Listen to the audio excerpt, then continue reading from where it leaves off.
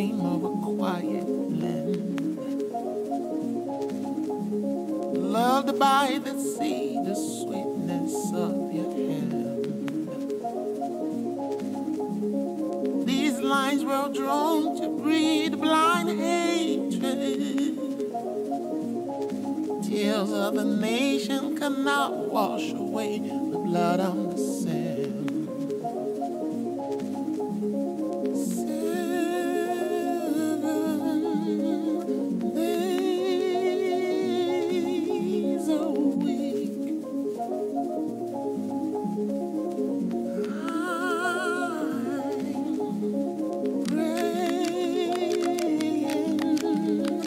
God to succeed, 'cause it only takes one wave to die.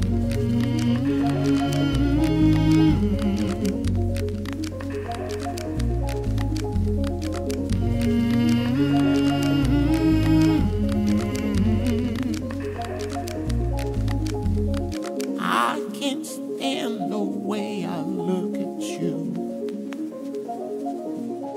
while I'm afraid of unlike us. For me, nothing's new. Storms and fire all at our doorstep. One day could be us, we'll have to run away. 7 days a week, we shed it on our humanity. But remember, it only takes one wave to die.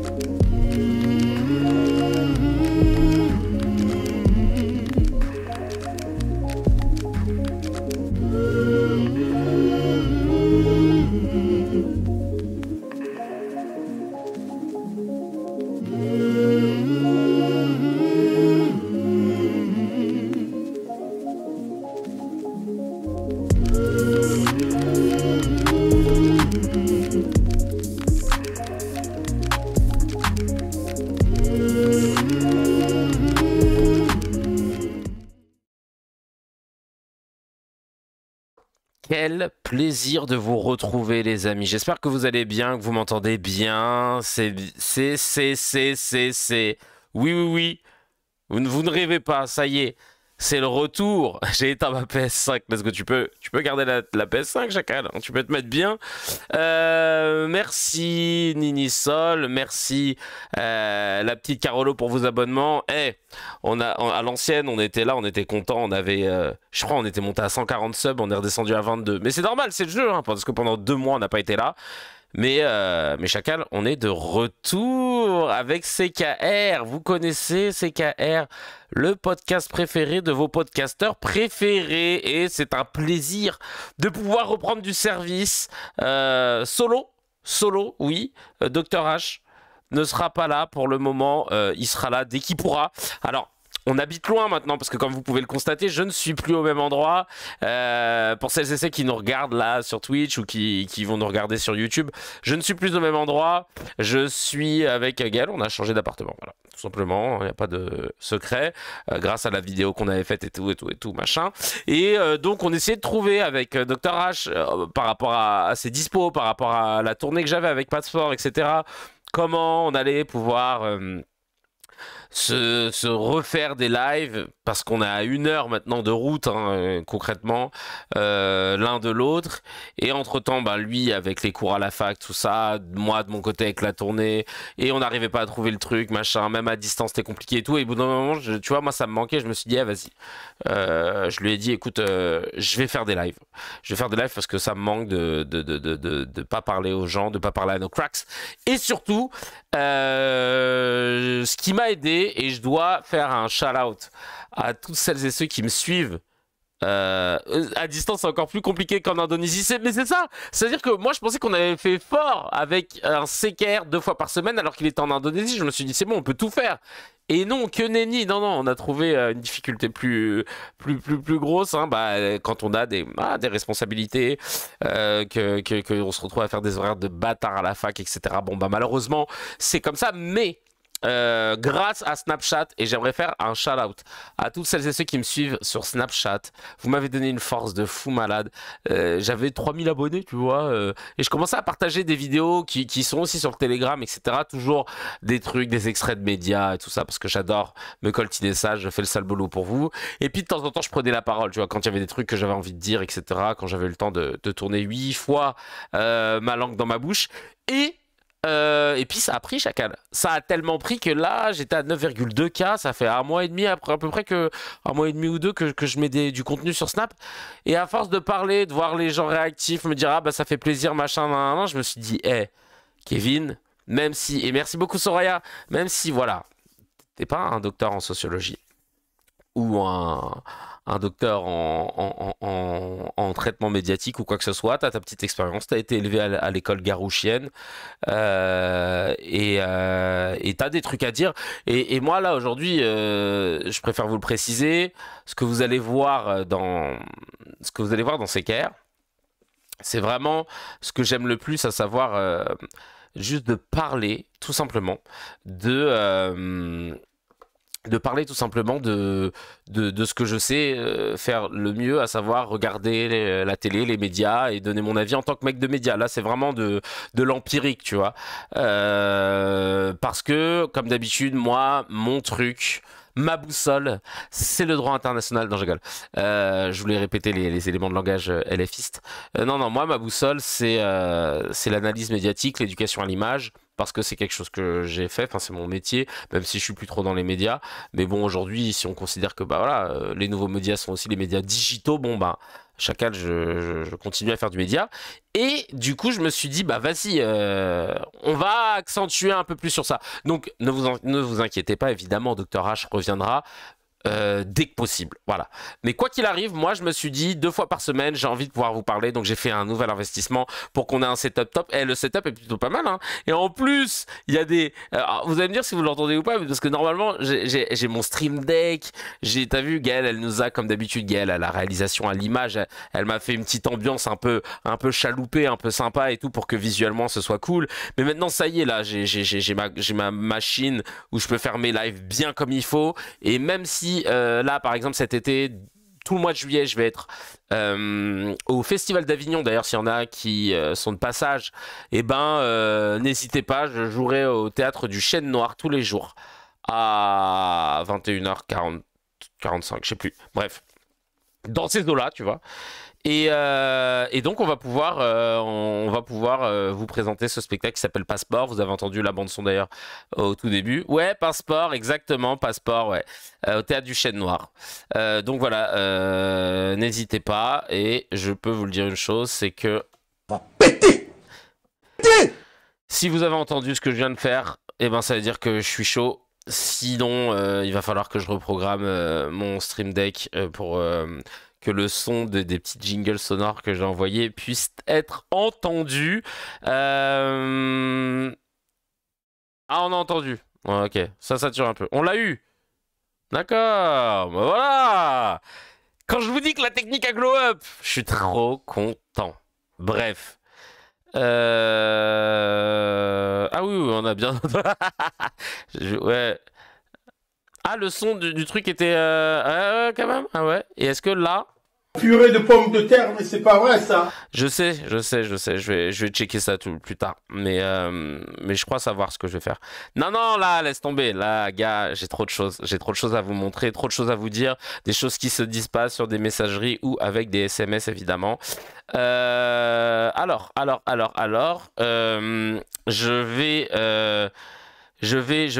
vais avant tout.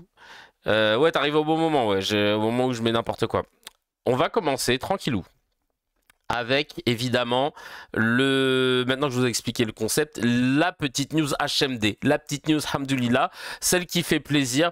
Et là, celle qui fait plaisir, bon, en vrai, je m'en tape un petit peu, mais c'est Nicolas Sarkozy qui a été exclu de la Légion d'honneur. Voilà. Après sa condamnation dans l'affaire des écoutes, c'est le deuxième président exclu de la Légion d'honneur après le maréchal Pétain. En même temps, avec autant de condamnations dans plusieurs affaires, déjà juste le fait d'avoir pu être président, malgré des circonstances, malgré des faits qui sont des circonstances aggravantes, les peines devraient être pires. Parce qu'on parle, je ne sais pas si vous avez eu l'occasion, merci de Jamel, de voir le documentaire de Mediapart. Personne n'y comprend rien, je crois, c'était ça le truc. Personne n'y comprend rien, ouais, c'est ça. Une dinguerie. Personne n'y comprend rien si vous l'avez pas vu sur... c'est une dinguerie. Vraiment, c'est incroyable. C'est-à-dire que les médias en ont parlé comme si le gars avait détourné 25 balles. Oh, il a fait un dîner. Non, non, non. Là... Oui, les peines devraient être rétroactives et augmentées pour le temps écoulé. Elles devraient être même radioactives à son niveau. La vie de ma mère, il devrait canner pour ça. Et là, vous allez me dire, Kevin, tu vas un peu fort et tout. Bah, c'est le nouveau Kevin, ok? C'est le nouveau Kevin qui dit les termes, qui n'en peut plus. Non, mais je suis désolé. Quand tu vois le reportage, et puis même... Tu sais, la façon un peu hautaine qu'il a de parler aux journalistes, de les prendre pour des cons. Et quand tu repenses maintenant à la façon aussi dont il a jeté l'opprobre sur toutes les personnes, que ce soit des journalistes, des personnalités qu'il n'aimait pas, qui pointaient du doigt, tu vois... ouais, quelle indignité quand il voulait pointer du doigt dès qu'il y avait quelque chose qui n'allait pas dans son sens. Franchement, c'est de l'eau propre, ouais, jeter l'eau propre. Toute l'eau qu'il a, lui, elle est croupie. Donc, en gros, Sarkozy, dans ce documentaire, on découvre, enfin, de façon, mais j'étais estomaqué, je dois le dire, parce que tu découvres quelque chose qui, à mon sens, n'a pas été une affaire d'État. Parce que normalement, on ne devrait pas se retrouver à l'inviter sur des plateaux télé après ce qu'il a fait. On parle d'un gars qui, normalement, n'aurait même pas dû être président. Si on doit déjà reprendre le truc à la base. De l'argent liquide, de très grosses sommes, qui ont été donnés, semble-t-il, par Kadhafi. Tous les éléments que Mediapart ont montrés, les mails, tous les documents qu'ils ont réussi à récupérer, ils ont tous été authentifiés et jugés comme recevables et non comme des pièces fausses par la justice. Le gars a ensuite fait la guerre à la Libye pour un peu protéger son cul. Du coup, avec du recul, on se dit ça. Et là, tu te dis, merci Monsieur Mick, ça fait trop plaisir. Et vraiment, tu te dis, le gars, potentiellement, il aurait pas dû être président de la République avec tout ça, parce que... Et j'en avais discuté avec Mourad, il me disait, le pire, c'est que quand tu vois ce qu'il a fait après, pendant 5 ans, les lois qu'il a votées, tout le bordel qu'il a pu mettre en place, tu te dis que normalement, il nous a volé, nous, les Français, 5 ans de notre vie, dans le sens où, comme il n'aurait pas dû être élu président de la République, concrètement, les 5 ans sous sa présidence sont 5 ans qu'on ne récupérera pas, évidemment, où il a pu faire des choses qu'on n'aurait peut-être pas dû avoir. Peut-être qu'on aurait dû avoir pire, peut-être moins. Mais en tout cas, on n'aurait pas dû avoir ça parce qu'il n'aurait pas dû être président, parce qu'il n'a pas utilisé les bonnes voies. Et c'est ça, en fait, qui est dingue. Oui, arrêtons de voter. Bah, écoutez, ma foi, j'ai beaucoup longtemps appelé au vote. Là, je peux vous dire que je reviens doucement, notamment grâce à mes discussions avec Gaël sur ma copie, mais pas que, aussi toutes les choses qu'on s'est dites ici dans CKR, notamment quand on parlait du fait que tant que le vote, moi c'est simple, tant que le vote blanc n'est pas pris en compte, tant qu'on peut pas voter à distance, et tant que et attends, j'avais trois conditions. Et tant que le vote n'est pas obligatoire, moi je trouve qu'il n'y a pas d'intérêt. Si tu réunis ces trois conditions, et tant que ouais, j'ai beaucoup de temps, que t'enlèves pas les sondages qui sont surcommentaient, les sondages faits avec trois bouts de ficelle qui sont surcommentatés après dans la média, qui influencent l'opinion publique, ben tant que t'enlèves pas tout ça, je pense que ça n'a pas d'intérêt, que ce sera toujours biaisé, parce que je suis sûr que si demain tout le monde était obligé de voter et que tout le monde pouvait voter à distance, ou même pas forcément à distance, je trouve que c'est parce qu'on est dans la modernité, enfin tu vois, les gars ils te disent non mais imagine trafic de machin, t'en dis chacal. Quand il faut payer tes impôts au France Connect, ça marche super bien. Personne n'a songé pirater le site impôts.gouv. Et maintenant, quand il s'agit de... Merci Taline, j'ai Talinette Maya. Mais quand il s'agit de voter, là d'un coup, non, c'est trop sensible. Allez vous faire foutre. Parce que vous savez très bien que vous allez vous retrouver avec un Philippe Poutou au second tour c'est pas du tout le candidat que vous attendiez. Parce que vous savez très bien que vous n'avez pas la main mise tant que ça, tu vois. Moi, je veux plus voter le moins pire. Ça, c'est fini. Quand j'ai voté NFP, j'y croyais vraiment, j'étais vraiment content de le faire. Là, je ne veux plus voter le moins pire. Quand tu arrives à ma table et que tu me dis tu peux soit boire du pipi, soit manger du caca, pardon pour la métaphore, mais j'ai envie de manger ni l'un ni l'autre. J'ai envie de ni consommer l'un ni consommer l'autre. Et là, c'est exactement ce qui se passe quand on a des élections présidentielles. Ouais, mais faut prendre le moins pire, l'extrême droite quand même, il faut faire barrage. Bon, vous tous ici les cracks, hein, je vais pas vous prêcher des convaincus, vous le savez très bien, l'extrême droite elle est pas aux portes du pouvoir, elle est au pouvoir. Ah bah le voile. Il y a tellement de choses qu'on n'a pas dit, putain, pendant ces 2 mois, oh là là, ah bah le voile. Chacal il a lâché ça dans le plus grand des silences et ça a pas fait un scandale. On attendait le abat la kippa, abat la croix pour voir un peu ce que ça donne, tu vois. Je vous jure que moi, parfois, j'ai envie de créer une IA qui reprend toutes les phrases de toutes les dingueries des droits tardés, etc. Et je change juste des mots et on les poste et on voit ce que ça donne, tu vois. On voit s'il y a comment ça se répand. Bref, on parle des votes à l'Assemblée nationale où quelqu'un a glissé 2 papiers et t'as plus de papier plus de papier que de parlementaires, juste pour dire qu'en papier c'est pas le lieu. Ouais, alors après attention, pareil parfois il y a aussi on va parler de ce terrain, t'inquiète pas, on va parler de ce terrain, j'ai vu que là ça je vais me le noter. Ce terrain, tiens, hop, je le mets à la fin. Qu'est-ce que je voulais dire? Ouais, le truc des votes à l'Assemblée. Alors, j'ai appris aussi que parfois ils avaient le droit de voter pour les potes qui étaient pas là, parce que tout simplement ils se mettent d'accord, machin, mon cul sur la commode. Bref. Donc c'est pour ça que tu les voyais faire ça. Mais bref, c'est un peu dégueulasse quand tu vois ça. T'as envie de dire ouais, c'est quoi le délire en vrai? C'est quoi? On est où quoi pour faire des trucs comme ça? Je suis désolé. Moi, je trouve ça scandaleux. Mais là, on s'égare. Mais c'est ça que j'aime aussi. C'est un peu ce côté digression, etc. Mais on reste une émission avec un conducteur qui a été fait par la fine équipe. Donc vraiment, on était sur la news, alhamdoulilah. Donc il a été exclu de la Légion d'honneur, Nicolas Sarkozy. Il a été exclu de la Légion d'honneur. Il y a eu pas mal de réactions sur les réseaux, Annika qui dit cette distinction n'a de toute façon plus aucun honneur et ce sale type devrait être comme tout pourri croupir en prison, et on est d'accord avec toi Annika. C'est vrai que c'est plus la Légion de la déshonneur, on va pas se mentir quand on voit maintenant qu'il l'a.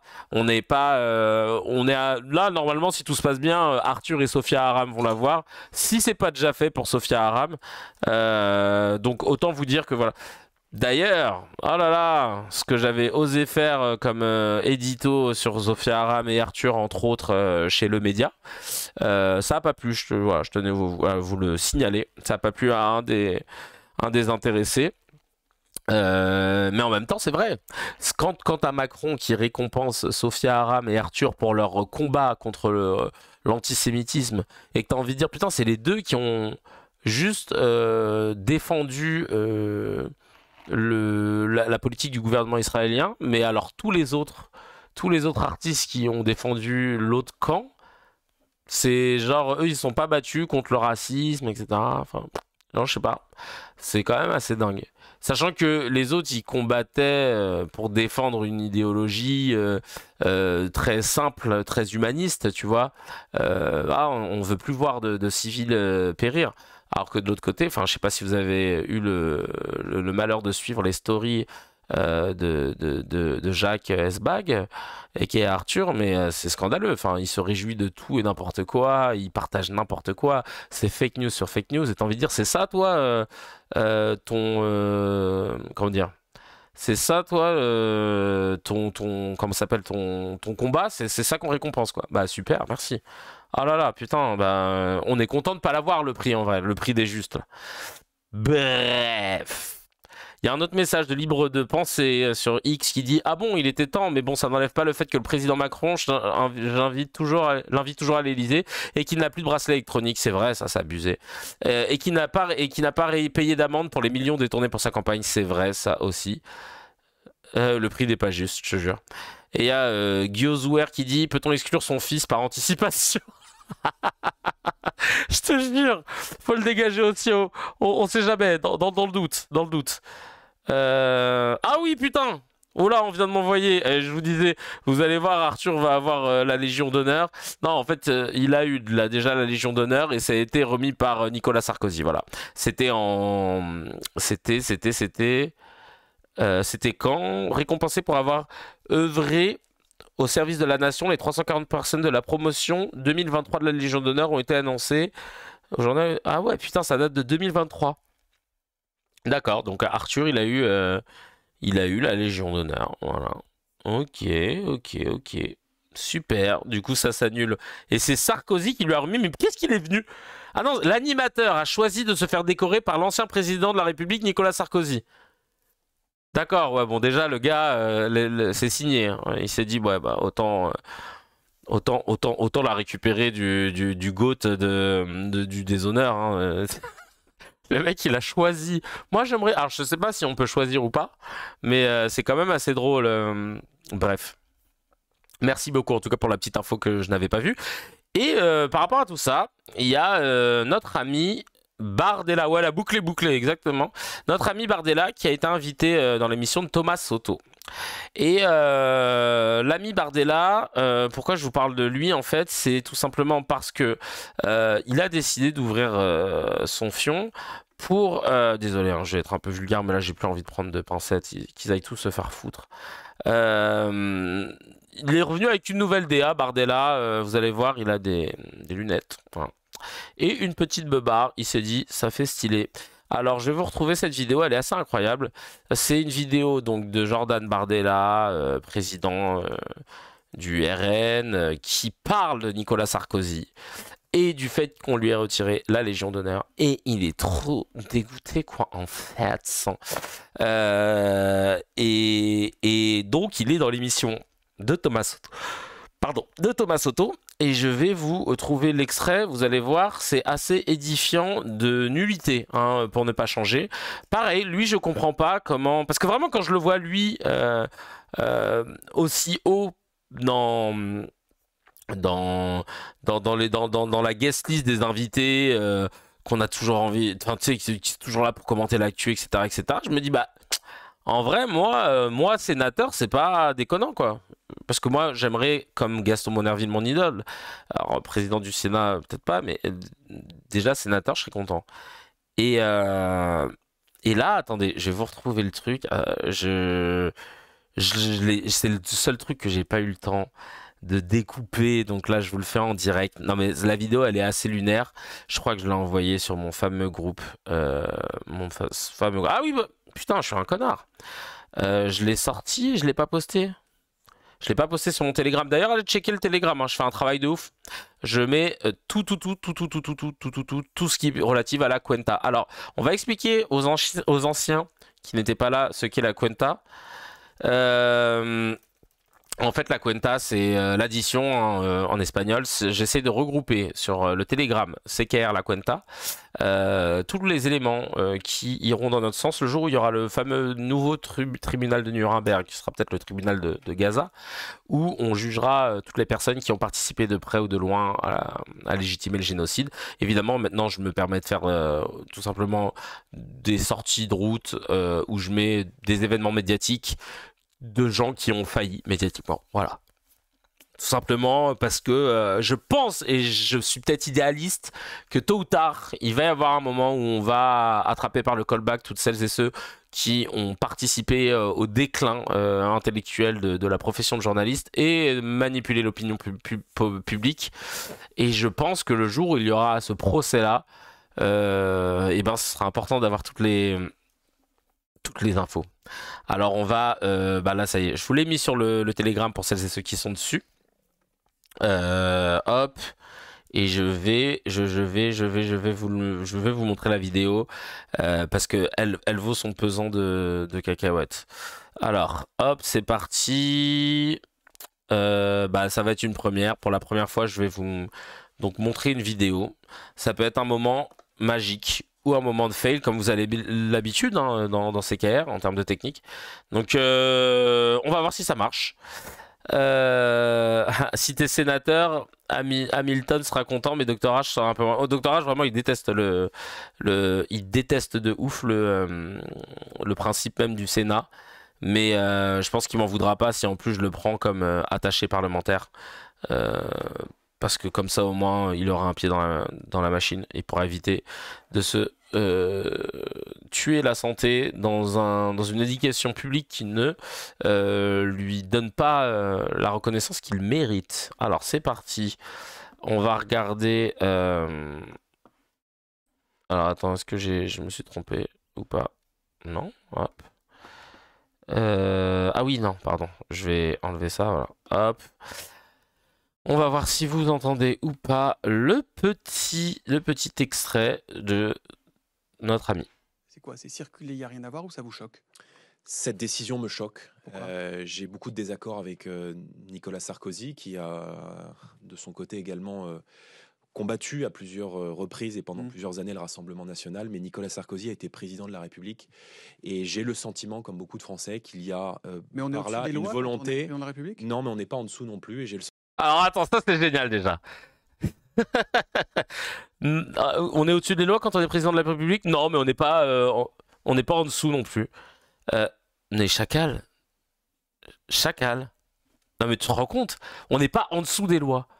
Parce que ça veut dire que là tu considères que parce que on lui retire la Légion d'honneur, ça veut dire que là on fait quelque chose qui est en dehors de la loi. C'est-à-dire que c'est en dessous des lois, quoi. C'est quelque chose qui ne se fait pas, quoi. Et que... Non mais... Ouais, je vais monter un petit peu le son. C'est juste que... D'habitude, le son est bien réglé. C'est juste ce connard qui a décidé de parler pas très fort. Parce que, tu sais, comme il a des lunettes, il essaye de faire le mec précieux. En mode, je suis un télo, je pèse mes mots, etc. Je pense que c'est à cause de ça, hein, tout simplement. Donc là, je vais remonter le chacal. Et on écoute ensuite son explication éclatée au sous-sol, hein. sentiment qu'il y a une volonté d'humilier Nicolas Sarkozy. Je vous rappelle que Nicolas C'est la Sarkozy règle de droit en même temps. Pour toute personne a condamnée à un an de obtenu- prison ferme, on perd la Légion d'honneur. Je vous rappelle que Nicolas Sarkozy a obtenu, au-delà des affaires de justice qui le visent et pour lesquelles il est en train de s'expliquer, a obtenu la Légion d'honneur dans le cadre de l'affaire Human Bomb, qui s'est tenue à quelques kilomètres d'ici, À Neuilly, à Neuilly, école maternelle. pour s'être engagé personnellement et avoir entamé un dialogue avec un forcené qui détenait des enfants en otage dans une école maternelle. Alors ça, je l'avais zappé. Ou alors je savais pas. J'avais zappé ou je savais pas, je sais pas. Qu'il avait fait ce truc là où il a parlé avec un forcené, machin. Hein, tu vois, il a fait les... Genre, vraiment, je savais pas. Mais j'ai envie de te dire, c'est pas parce que t'as fait un bail bien que ça y est, quoi, parce que c'est pas le principe. C'est comme si toi demain t'écrases quelqu'un dans la rue et bah comme avant ça t'avais donné de l'argent à une personne en nécessité, bon bah ça va, hein, tu peux quand même avoir Voilà, quoi, tu vois, tu fais chier, Kevin. Non, franchement, t'abuses. T'abuses, vraiment, t'abuses. Je te le dis. Bref, on va continuer d'écouter ce fin limier, qui et après on va débriefer un peu, mais qui nous a montré quand même que même avec des lunettes, il a l'air toujours aussi con, quoi. Ouais, une bonne action nettoie pas les morts dues à ses affaires, mais totalement, vraiment. Vraiment. Et incroyable que l'autre il sorte ça comme. Oui, quand il était maire de Neuilly. Et mais il y a quelqu'un qui m'a dit ça en plus sur Snapchat. Il y a un gars qui m'a dit ouais, tu devrais te renseigner. Il est allé parler à quelqu'un, un forcené, qui avait pris en otage une école, machin, là. Donc avant de parler, tu devrais te renseigner. Oui, mais en fait, la Légion d'honneur, c'est pas ça, hein. C'est pas on t'honore et puis si derrière t'as pas fait de dinguerie. Parce que là, Chacal, si tu m'écoutes, oui, il a parlé à un forcené dans une école maternelle il y a 15 piges, 20 piges. Ok, super, fine. T'as vu tout ce qu'il a fait derrière ou pas? Trafic d'influence, intimidation, il a envoyé des troupes en Libye pour faire tuer Kadhafi, il a pris de l'argent sale, enfin, excuse-moi quand même. Genre, juste parce qu'il a fait un que truc bien, tous les autres trucs où vraiment, littéralement, il a fait croquer ses amis, il a foutu dans la merde les Français. Enfin, je veux dire, bah, on peut pas dire non, ça va. Il a assuré quand même, il a papoté la dernière fois. Donc, heureusement, Soto va lui dire, mais apparemment, ça rentre pas dans ses oreilles. Et la nouvelle DA avec les lunettes n'accepte pas. On peut combattre juridiquement, politiquement quelqu'un, mais je crois qu'il ne faut pas oublier non plus les services qui ont pu être rendus à la France et à la République française. Vous l'avez rencontré, Nicolas? Parce qu'il vous fascine pas mal, Nicolas Sarkozy. Vous en parlez dans votre bouquin. Vous l'avez rencontré? Ah, d'accord. Non, il ne me fascine pas, je ne l'ai jamais. Mytho. Quel mytho. Non, mais je sais pas. Mais vous pensez que genre il aimerait bien me rencontrer? Enfin, moi je m'en fous de lui, hein, mais bon. Mais rencontré, mais j'ai du respect pour mes adversaires politiques et j'ai du respect pour les gens qui s'engagent en politique. On peut avoir des désaccords, j'ai eu beaucoup de désaccords Ça, c'est le chat qui m'a fait rire, c'est bien dégueulasse, mais ça me fait... avec Nicolas Sarkozy. Je considère que son bilan économique et migratoire a laissé des traces très lourdes à la France, mais on peut être en désaccord et se respecter. Ah bah, de toute façon, lui, dès qu'il peut respecter tout ce qui n'est pas respectable, vous avez vu qu'il y a des gens quand même qui ont une constante assez incroyable à toujours réussir à être du mauvais côté de l'histoire, quoi qu'il arrive. Et lui en fait partie. C'est incroyable, hein. C'est-à-dire que quand il faut pas aller à un endroit, tu peux compter sur lui. Faut pas aller là? Les gars, j'y arrive, j'y vais. Non mais vraiment, lui c'est ça, hein. C'est pour ça que je me dis, mais quelle sous-merde. Excusez-moi, mais c'est une sous-merde quand même. On va pas se mentir. Sous-merde, c'est un mot en créole qui signifie personne qui ment. Voilà. Je tiens à le signaler si jamais il est tombé sur cet extrait. C'est uniquement ça, hein. C'est pas du tout... ça vient du créole sur merdo. Voilà, tout simplement. Qui signifie ça. Et donc, comme je vous le disais concernant cette fucking Légion d'honneur, la Légion d'honneur peut être retirée. Voilà. Je suis allé sur le site servicepublic.fr. La Légion d'honneur, elle peut être retirée en cas de déchéance de la nationalité française, en cas de condamnation pour un crime, en cas de condamnation à une peine d'emprisonnement sans sursis ou égale ou supérieure à 1 an, ou en cas de condamnation à une peine correctionnelle ou après avoir commis des actes contraires à l'honneur. Bon bah ça je pense que Sarkozy, hein, il en est pas à son premier acte, ou de nature à nuire aux intérêts de la France. Bon bah Chacal, en vrai, le gars coche toutes les cases, presque. Il manquerait plus que la déchéance de nationalité, donc c'est bon. Qu'est-ce que tu vas nous casser les couilles là? Oh non, mais parce qu'en fait, moi je pense que oui, on n'est pas au-dessus de la loi, mais on n'est pas en dessous, hein. On n'est pas en dessous de la loi en fait, hein. Donc je comprends pas. Vraiment, je comprends pas. Et c'est mon adversaire politique, hein. On a rien à voir ensemble. Ah, vraiment, rien à voir. Lui, il est de droite, droite, alors que moi, je suis de droite, mais c'est pas ce que je veux dire. Sa politique migratoire, t'as envie de dire, bah ouais, bah, dis-nous, qu'est-ce qui s'est passé, quoi? C'est quoi, t'as vu Ramayad dans le gouvernement, tu t'es dit, oula, il y a trop de négros ici, là, qu'est-ce qui se passe? Ah oui, c'est vrai que sur Twitch, je peux pas dire ça. Bref, c'est un sketch, évidemment c'est un sketch, hein. C'est sous le cadre de l'humour que on le dit. Quand on te donne la Légion d'honneur, on te le retire. Bah non, mais ouais, on te retire. Ouais, exactement. Quand on te donne la Légion d'honneur, on te le retire. C'est vraiment ça, vraiment. Bref. On va passer directement. Il voulait nettoyer les racailles au Karcher, mais vraiment, on n'a rien à voir. Non, ouais.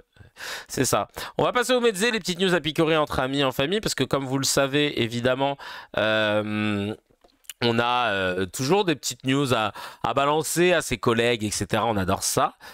Salut Design AZM. Terroir Webedia. Oula, non, oula. Non, là, c'est setup maison, hein, avec une lumière ultra alléchée by Canicagnan. On a fait le petit setup hein, qu'il faut. Bref, ça ne veut rien dire en dessous de la loi, comme il l'entend. On obéit des lois, donc on l'est tous. Il n'y a que le fait d'être au-dessus qui existe et qui est problématique.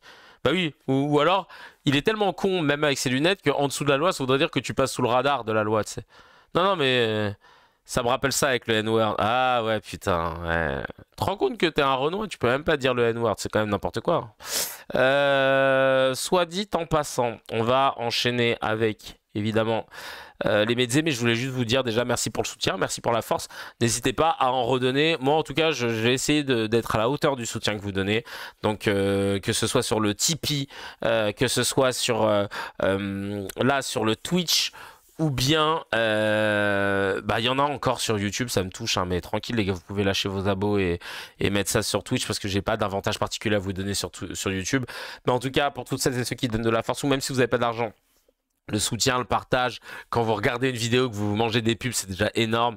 Comme je vous l'ai déjà dit, hein, vous pouvez aller sur Brave pour regarder des trucs sans pub. Et à côté, vous faites tourner un épisode tranquillement sur un player avec pub. Et voilà, comme ça, on est quitte. Merci mille fois du soutien. Merci à Elina, la boîte qui possède le Cha Food Truck. Merci à toi, Frangin, parce que tu continues de donner de la force. Et je sais que c'est pas facile pour toi, parce que t'es un indépendant, tu t'es lancé dans ce food truck de cuisine cambodgienne et voilà, tu continues à donner de la force, donc ça me fait trop plaisir. Je voulais remercier aussi Lahad sur Snap.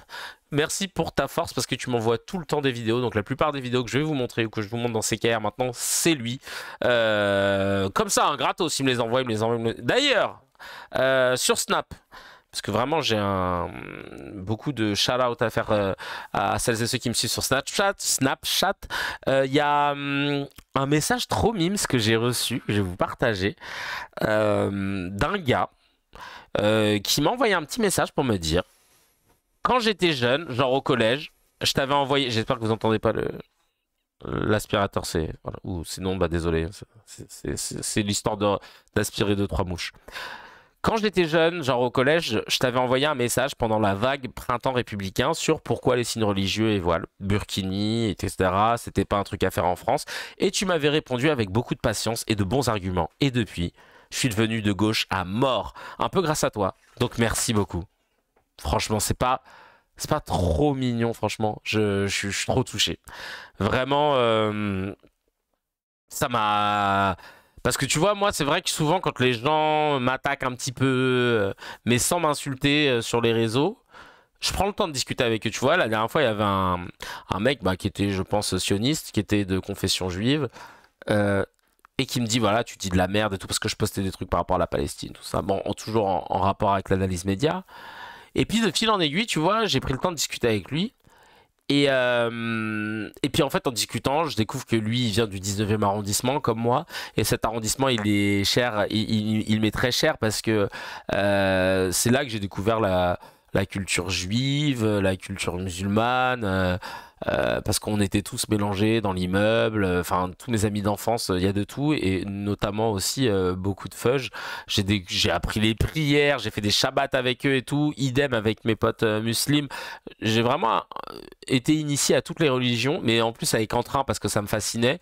Moi j'allais au caté à l'église en haut, là, Saint-Nicolas je crois. Je sais pas si elle s'appelle comme ça ou si elle s'appelle toujours comme ça.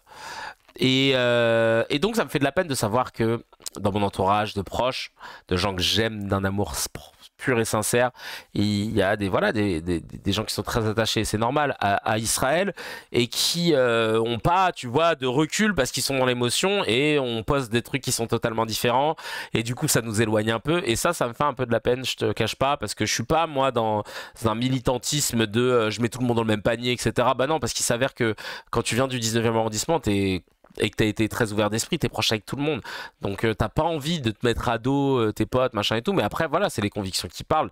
Et puis c'est surtout quelque chose de moral. Et quand moi je vois des médias français qui ont décidé de s'enliser dans une propagande d'un pays qui n'est pas le leur, et ben au bout d'un moment tu te dis qu'est-ce qui s'est passé, quoi? Qu'est-ce qu'on a loupé? Qu'est-ce qui fait que vous n'avez pas la... Tu te rends compte que tout mon engagement depuis le post-7 octobre, il tient juste de ça. Si j'étais tombé sur des médias français qui étaient dans la pondération qu'ils essayent d'avoir aujourd'hui, maintenant que la parole pro-Palo, c'est... Enfin, pro-Palo même pas, pro-droit international, c'est libéré, et qu'elle est plus attaquée au fusil, tu vois. Et ben en fait, tu te rends compte qu'il y a des émissions qui commencent à se révéler, à inviter un peu plus de gens, qui ont des sons dissonants, etc. Et franchement, si on avait eu ça dès le départ, vous m'auriez peut-être jamais entendu parler du truc. Parce que les gens me disent pourquoi tu parles pas du Congo, pourquoi tu parles pas de ci, de ça, machin, ou des Ouïghours. Arthur, l'animateur, il aime bien dire ça aux gens. Il dit no news, no Jews, no news. Ça, c'est son mantra. Il estime que parce que y a des juifs, c'est pour ça qu'on en parle, et que s'il n'y avait pas de juifs, eh ben on n'en parlerait pas, parce que c'est pour ça qu'on parle pas du Congo, parce que c'est pour ça qu'on parle pas des Ouïghours, etc. Alors, moi, ce que je réponds à ça, et vous le savez, hein, pour les cracks qui sont là depuis toujours, en fait, tout simplement, j'ai jamais entendu d'émission télé en France où, autour de la table, il y avait 5 personnes qui disaient de façon très calme, c'est normal que les musulmans ouïghours soient dans des camps de concentration. Voilà. C'est normal, la menace terroriste oblige à ce qu'on les mette dans des camps, c'est pour se protéger. J'ai jamais entendu ça. J'ai jamais entendu de gens dire ouais, la milice M23, c'est normal qu'elle commette ces exactions sur des civils congolais, etc. C'est normal, parce que ça, les Occidentaux, ils ont tellement foutu la merde que là, ça retombe dessus, donc c'est normal. J'ai jamais entendu ce genre de discours. J'ai jamais entendu de gens qui ont perdu leur taf ou qui se sont fait bannir des médias parce qu'ils ont soutenu, tu vois... des propos pro-ouïghour ou anti-ouïghour ou pro-civilisation congolaise ou... Tu vois, j'ai jamais vu ça en fait. Le seul cas de figure qui dépasse l'entendement et qui sort de tous les contextes, c'est le cas où on décide d'avoir des propos qui ne vont pas à l'encontre de cette propagande qu'ils ont voulu nous servir. Et là, il y a des cas concrets. Il y a des journalistes qui se font exclure, qui se font mettre à pied, etc. Et t'en as d'autres qui disent des horreurs comme Barbara Lefebvre sur I24, qui appelle à nettoyer Gaza et qui continue de bosser aux grandes gueules. Et ça, en fait, pour moi, c'est pas possible. C'est pas possible et donc c'est pour ça en fait qu'on se retrouve à tout le temps en parler. C'est pas parce que les protagonistes sont de confession juive. En fait, nous on s'en fout des confessions. Nous, ce qu'on regarde, c'est les faits dans un premier temps. Mais encore une fois, effectivement, il y a plein de gens qui font des dingueries partout dans le monde. Mais après, c'est pourquoi d'un coup on a des médias qui ont décidé de gober une propagande alors que pour les autres ils arrivent à être pondérés, à dire non ça va pas, ça va, machin, tu vois, Ukraine, Russie et tout. Bref, voilà pourquoi en fait. Et puis c'est le seul génocide en cours fait par une soi-disant démocratie aussi, non? Il y a peut-être ça qui choque. Bah ouais, parce que vous nous dites à chaque fois que c'est la seule démocratie du Moyen-Orient, et alors il y a un truc qui est vrai, c'est qu'ils nous disent ouais il y a tous les courants politiques là-bas, il y en a qui sont pas d'accord. Bah justement, ça aussi c'est un autre truc que je reproche aux médias français, c'est qu'en Israël on a des travails de médias qui font du taf incroyable de contre-enquête. Qui montrent des soldats qui démissionnent parce qu'ils ne soutiennent plus du tout ce que fait Tsahal, les choix de Netanyahou, etc. Les manifestations contre Netanyahou à Tel Aviv, entre autres. Il y a des médias qui font ce travail-là. Il y a des gens à la Knesset, l'Assemblée nationale israélienne, qui sont pas contents. Il y a des Arabes israéliens qui prennent la parole, qui disent non mais c'est scandaleux ce que vous faites, vous tuez des enfants, etc. Donc là on découvre qu'il y a des Arabes israéliens, parce qu'il y en a plein qui en France qui le savent pas, tu vois, qui pensent qu'il y a que des Juifs israéliens. Maintenant il y a aussi des Arabes israéliens qui n'ont pas de confession juive. Il y a des Palestiniens israéliens. Enfin bref, et on voit tout ça parce qu'on creuse, mais c'est pas nos médias français qui nous le montrent. Nos médias français, pendant plusieurs mois, rappelez-vous, ils étaient en mode est-ce que vous condamnez le Hamas? Est-ce que vous condamnez le Hamas? Le Hamas, vous le condamnez, etc. CF, le sketch de Malik Bentala. Et c'est ça, en fait, qu'on dénonce, nous. C'est cette obsession à vouloir étouffer tout propos qui n'irait pas dans un sens. Bah, c'est pas normal. Je veux dire, on est censé être dans un pays libre. Donc, qu'est-ce qui fait que là, d'un coup, vous ne voulez pas accepter des sons dissonants? Et vraiment. Et la question, c'est pourquoi eux ne parlent pas du Congo? C'est eux qui ont le pouvoir d'en parler. Mais c'est pareil. Ça aussi, ça rend ouf. T'as raison, Nafta. Mais nous, on fait des lives sur Twitch. On est sur TikTok, Chacal. On est sur Instagram. Je l'ai déjà dit. Vous avez des chaînes. Putain de merde, des chaînes avec une grosse portée. Arrêtez de nous faire croire que les gens ne regardent plus la télé. On a bien vu, hein, si tout le monde connaît Pascal Pro, hein, c'est parce qu'il est à la télé, parce qu'il est grassement payé et qu'il a du coup une caisse de résonance qui est amplifiée par les réseaux sociaux. Voilà. Donc oui, il y a des gens qui n'écoutent pas Europe 1 directement ou ne regardent pas CNews directement, mais ils voient les extraits issus de ces chaînes parce que ça a un impact, qu'on le veuille ou non. Donc arrêtez de nous dire que ouais, la télé, c'est à l'ancienne. Bah, force est de constater que pour les chaînes d'infos, non. Et le problème, c'est que toutes les chaînes d'infos, elles penchent plus à droite qu'autre chose. Elles sont plus pro-israéliennes que pro-palestiniennes.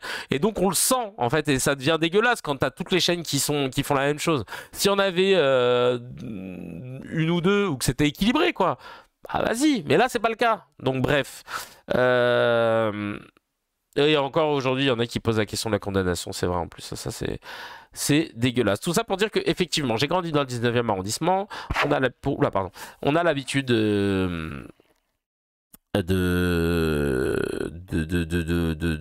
d'être avec plein de communautés différentes à discuter et tout. Et il y a ce gars donc qui m'est rentré dedans par rapport à mes posts sur Snapchat et puis finalement, à la fin, il m'a dit, en tout cas, moi j'aime beaucoup ce que tu fais et tout. Donc voilà, j'apprécie ton humour. Et je me suis dit, ah ouais, en fait, le mec, c'était même pas un hater.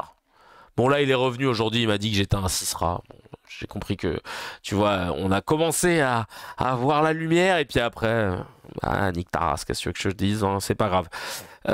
J'aurais fait ce que j'ai pu.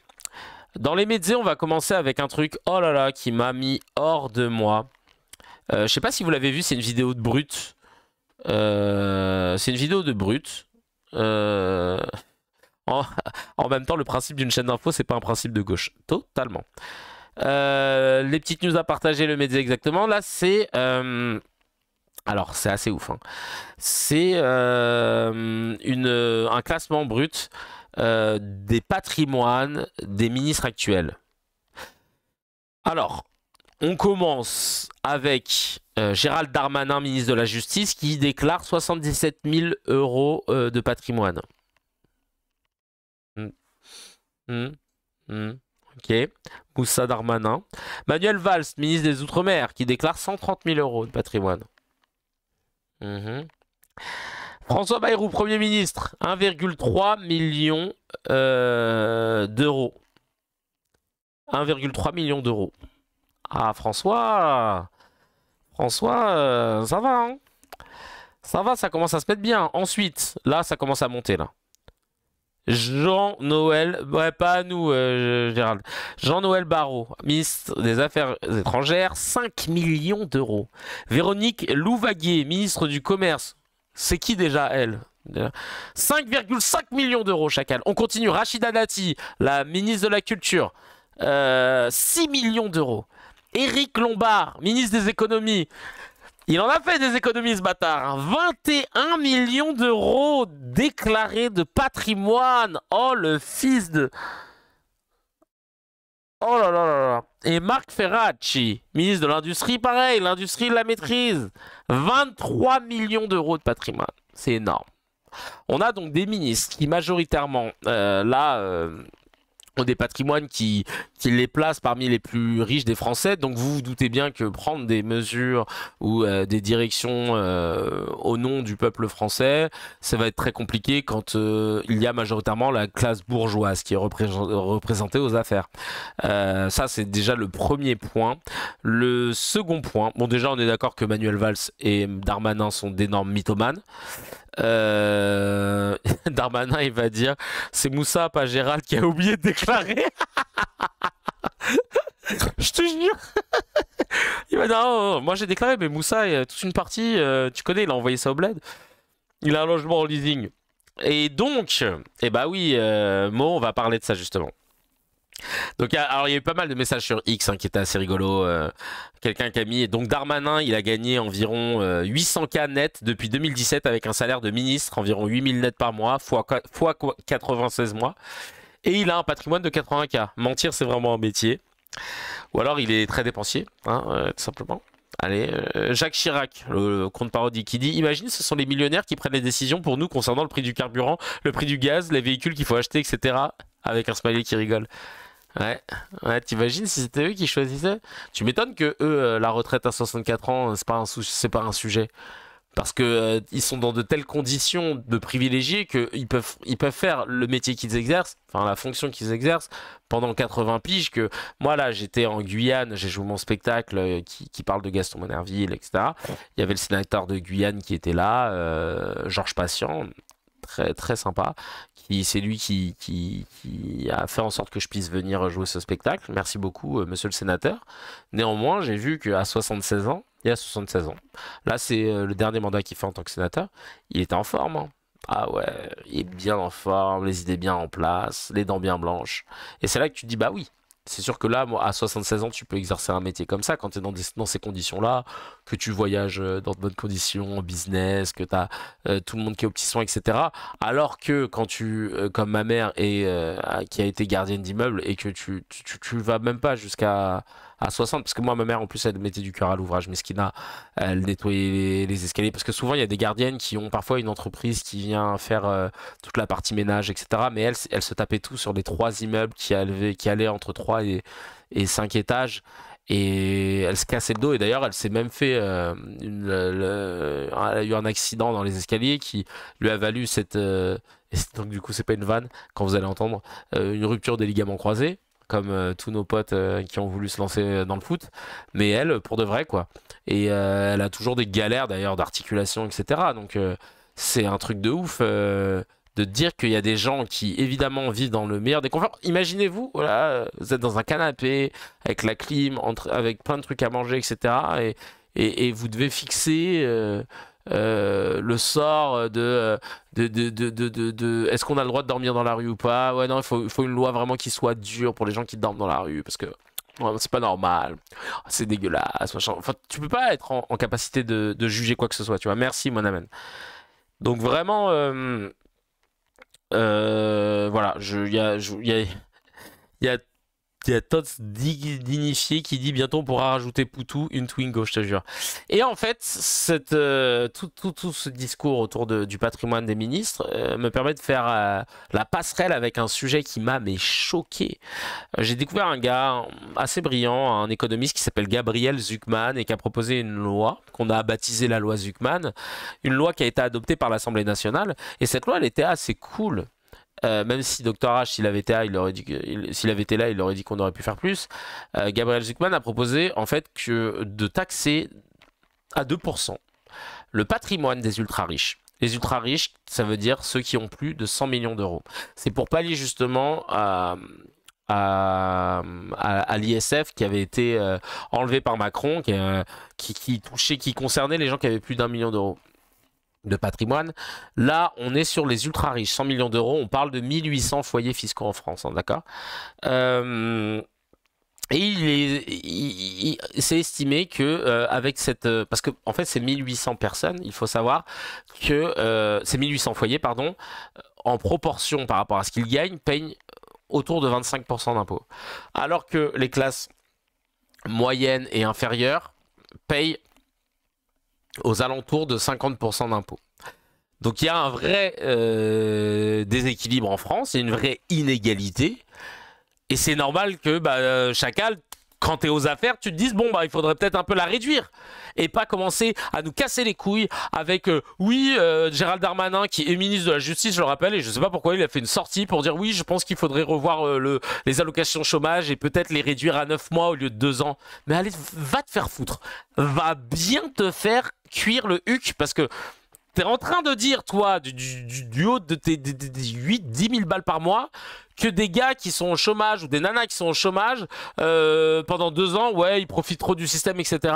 Et j'ai eu des témoignages, et ce serait l'occasion d'ailleurs d'en prendre peut-être et d'en faire monter pour celles et ceux qui le souhaitent après, mais moi j'ai eu des témoignages sur Snapchat, quelqu'un qui me disait, moi je suis jardinier élagueur. Je suis jardinier élagueur, on m'a proposé un taf, il est à 2 heures de route de chez moi. J'en ai pour 500 € de carburant si je fais ça 6 fois par jour ou 5 fois par semaine. Donc ben j'ai refusé. Et là on te dit au bout de 2 refus, 3 refus, allez hop, ça dégage, radiation. Bah non en fait. Tu crois vraiment qu'on va accepter le premier taf venu? Est-ce que toi, Darmanin, t'accepterais le premier taf venu? Non. Bah non, on le voit bien. T'acceptes pas d'être gardien d'immeuble là a priori. T'as tout de suite ou gardien d'immeuble pardon. T'as tout de suite accepté voilà des postes parce que tu commences à faire le miskin quand on s'appelle Moussa, c'est compliqué machin. Vous vous rappelez là tout son truc qu'il avait fait quand il a quitté le gouvernement. Il s'est rendu compte qu'il était à moitié rebeu puis après il a très vite oublié dès qu'il est retourné aux affaires et donc on a des gens voilà qui prennent des décisions. Pour des problèmes qui ne les concernent pas. Je sais même plus comment j'ai fait le lien avec Darmanin, ce fils de sa maman, hein, que je respecte, hein, mais j'ai l'insulte facile. Et vraiment, tout ça pour vous dire, ouais, on parlait de Zuckman. Il y a de l'oseille à récupérer. Voilà, il y a de l'oseille à récupérer et c'est pas en allant taper sur celles et ceux qui prennent des allocations en fait. Parce que voilà, on a plus de gens qui ne réclament pas les allocations que l'inverse. Sachez-le. Hein, voilà, on appelle ça le non-recours. C'est évalué à, si je dis pas de bêtises, une vingtaine de milliards d'euros. De gens qui réclament pas l'argent auquel ils ont le droit, de prestations sociales, etc. Soit par méconnaissance du circuit, soit par honte.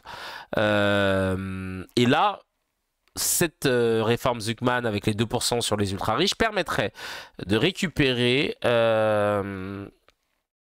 entre 15 et 25 milliards d'euros supplémentaires. 15 et 25 milliards d'euros supplémentaires. Je ne sais pas si vous vous rendez compte. Et bien, figurez-vous que ça a été adopté par l'Assemblée nationale. Ouais, trop bien, on est trop contents, c'est génial. Purée de pommes de terre, mais c'est pas vrai ça. Et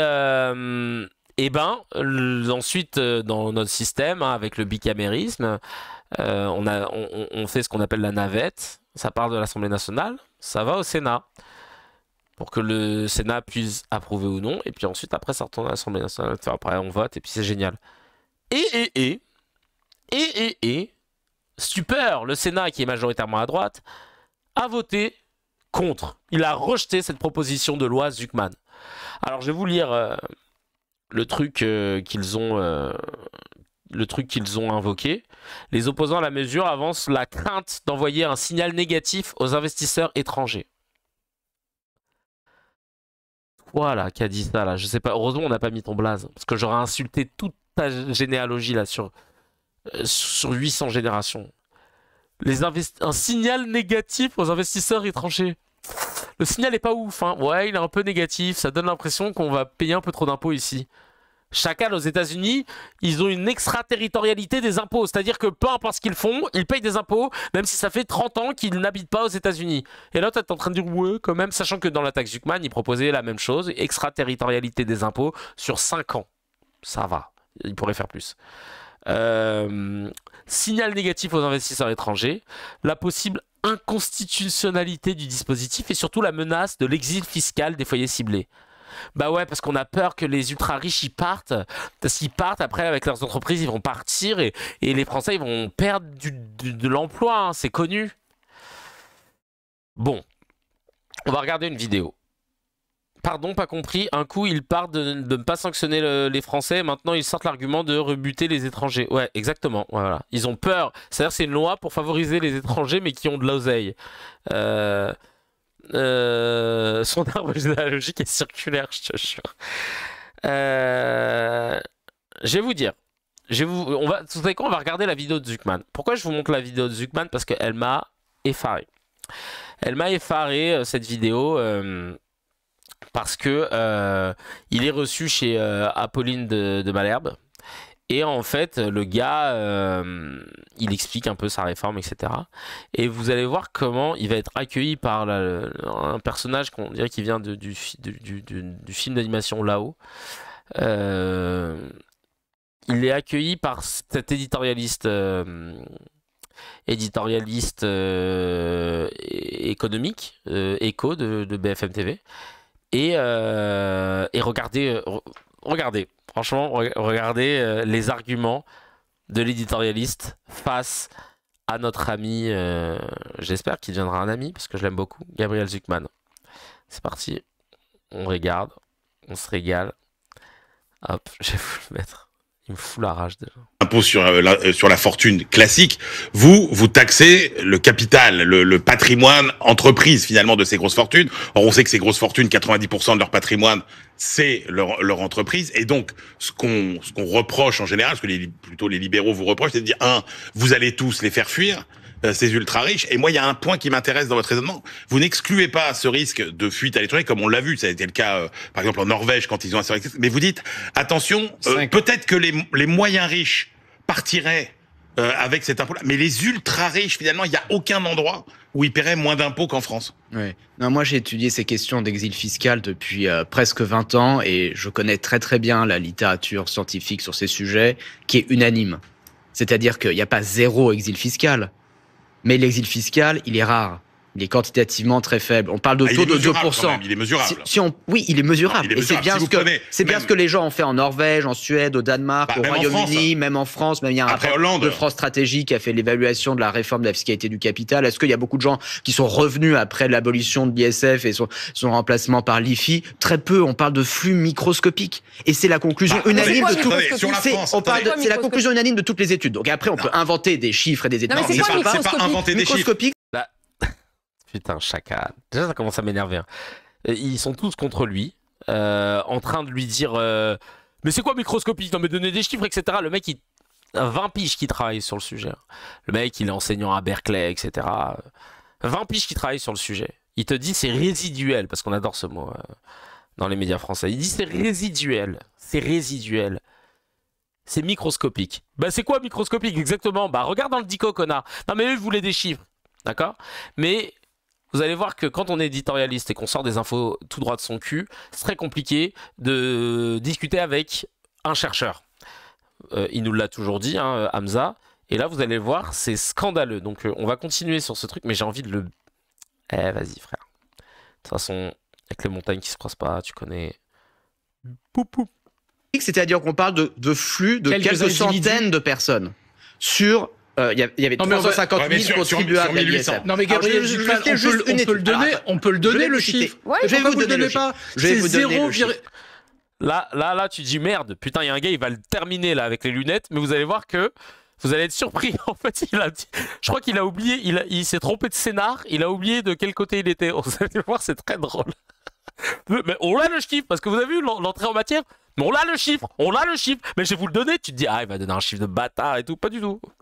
Au moment de François Hollande, puisque tu cites cette période-là, il y a eu de l'exil fiscal. 0,2% de ceux qui payaient l'ISF sont partis. Très bien. 0,2%. Ce sont des tout petits flux, quelques centaines de personnes sur des centaines de milliers de contribuables. Il n'est qu'idéologique. Alors là, il est dégoûté. Le bibendum à côté, il est dégoûté. Il est là en train de se dire oh putain, t'es con ou quoi là?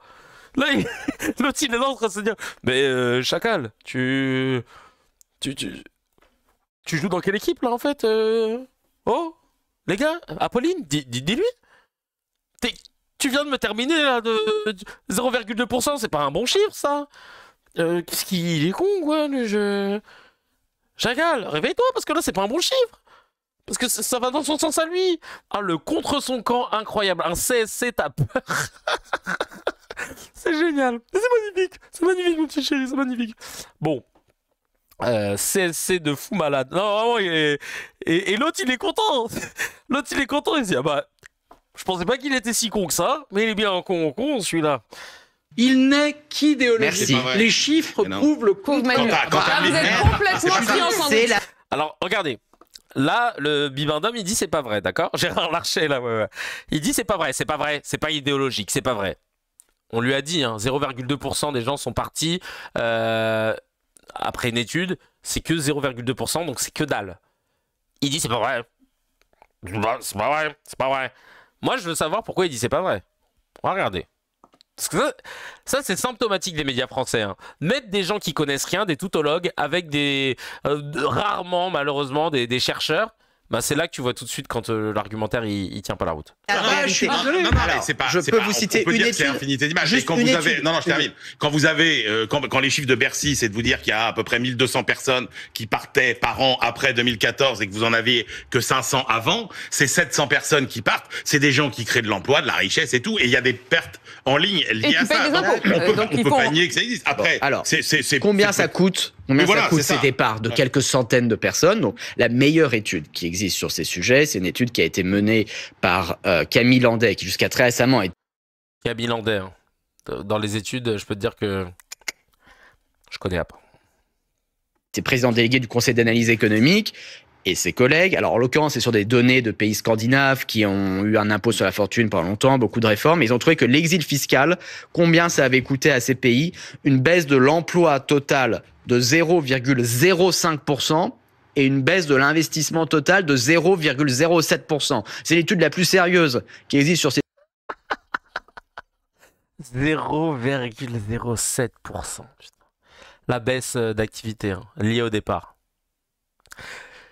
Tous les jours que Dieu fait dans les médias français, dès qu'il y a une rubrique éco qui aborde ce sujet, vous nous cassez les claouis à nous dire que les riches vont partir. Il y a carrément des pauvres qui ont peur pour les riches, comme si c'était leur oseille. Ils sont ouais, mais ils vont partir, après il n'y aura plus d'emploi, bande de chacals. Enfin, vous voyez pas que vous êtes totalement fourvoyés dans ce narratif de fils de tempe, vraiment de croire que y a du taf qui va partir, machin et tout. Les gars, on te donne les chiffres là, chacal, on te donne les chiffres. Écoutez-les, retenez-les, putain, mais imprimez-les, mettez-les là dans tous les Nicolas Dose et compagnie, là, mettez-les dans vos trucs, dans vos bails éco.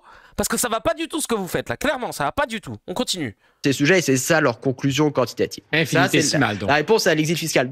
L'autre chose que je veux mentionner, c'est que dans la proposition de loi qui est examinée aujourd'hui par le Sénat, il y a un dispositif... Oui, merci. Merci à toi, Angelius. Le ruissellement, la faut arrêter. Alexis, on est d'accord. C'est pas prêt de finir, ouais, c'est clair. Le ruissellement, c'est que sur les vitres de leur pergola. Là. Innovant, qu'on pourrait qualifier de... Il y a des vitres sur les pergolas? De bouclier anti-exil, qui consiste à dire que les contribuables redevables de cet impôt et qui choisiraient de s'exiler resteraient redevables du taux plancher de 2% 5 ans après leur départ. Aux États-Unis, c'est le cas aux États-Unis. Aux États-Unis, c'est exactement ça. C'est 10 ans. Voilà, c'est 10 ans. C'est-à-dire qu'aux États-Unis, c'est jusqu'au restant de leur jour. C'est plus extrême. Aux États-Unis. Ah bah, putain, là, ils viennent de s'afficher encore. Oui, aux États-Unis, c'est 10 ans. Non, en fait, même moi, je le savais, je vous l'ai dit juste avant. C'est jusqu'au restant de ta vie, en fait. Ou sauf si tu décides de renoncer à ta nationalité. Que tu dois payer des impôts, peu importe où tu habites dans le monde, quand tu es citoyen ressortissant américain. On continue avec les médiocres. Unis, vous êtes citoyen, vous payez des impôts. Mais quoi qu'il arrive, ou alors vous renoncez à votre citoyenneté. Jusqu'au restant de vos jours, alors que là on dit pendant 5 ans. On pourrait aller plus loin, on pourrait dire 7 ans. Oh oui, vous auriez pu aller bien plus loin dans la proposition, mais elle aurait été encore plus rejetée. 10 ans, 15 ans, sans aller jusqu'à l'extrême. Gabriel Zucman, cette taxe, elle changerait donc les choses pour ces 1800 foyers fiscaux dont vous parlez. Pour le reste, on commence à parler d'un retour de l'ISF qui est évoqué par Bercy et par les conseillers du ministre de l'économie. C'est pas la même chose. Est-ce qu'on peut faire les deux ou est-ce que vous privilégieriez l'un au détriment de l'autre? Moi, je vais être très clair sur le fait que l'ISF, de mon point de vue, c'était un échec intellectuel. Et...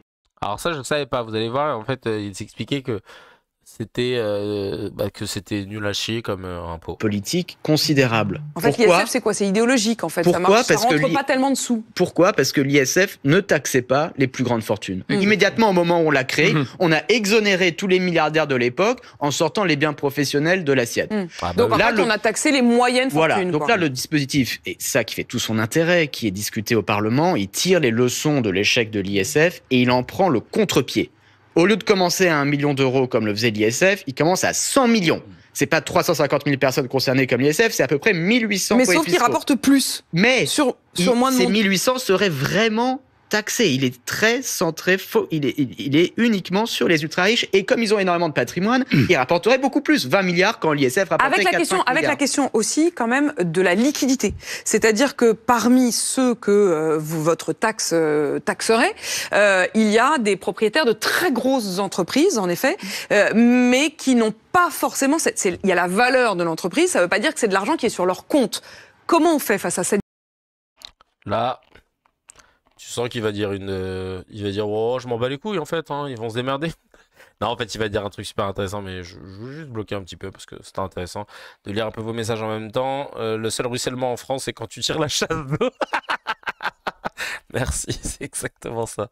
Difficulté-là. Alors, en moyenne, le patrimoine des personnes concernées a un rendement de 5 à 6% par an, nettement supérieur aux 2%. La grande majorité des contribuables... Ils sont non seulement ultra riches, mais qu'ils le sont chaque année davantage sans avoir à rien faire. Évidemment, c'est comme ça qu'ils sont très riches. Et la grande majorité des contribuables concernés ont un rendement nettement supérieur à 2%. Alors maintenant, il y a quelques cas rares, c'est l'exception, mais elle peut exister, de personnes très riches qui... Vous avez vu déjà là ? Quand les ultra riches ont un rendement entre 2 et 5%. Donc c'est-à-dire que même si tu taxais de 2%, les gars, tu les mets même pas, tu les niques même pas en vrai sur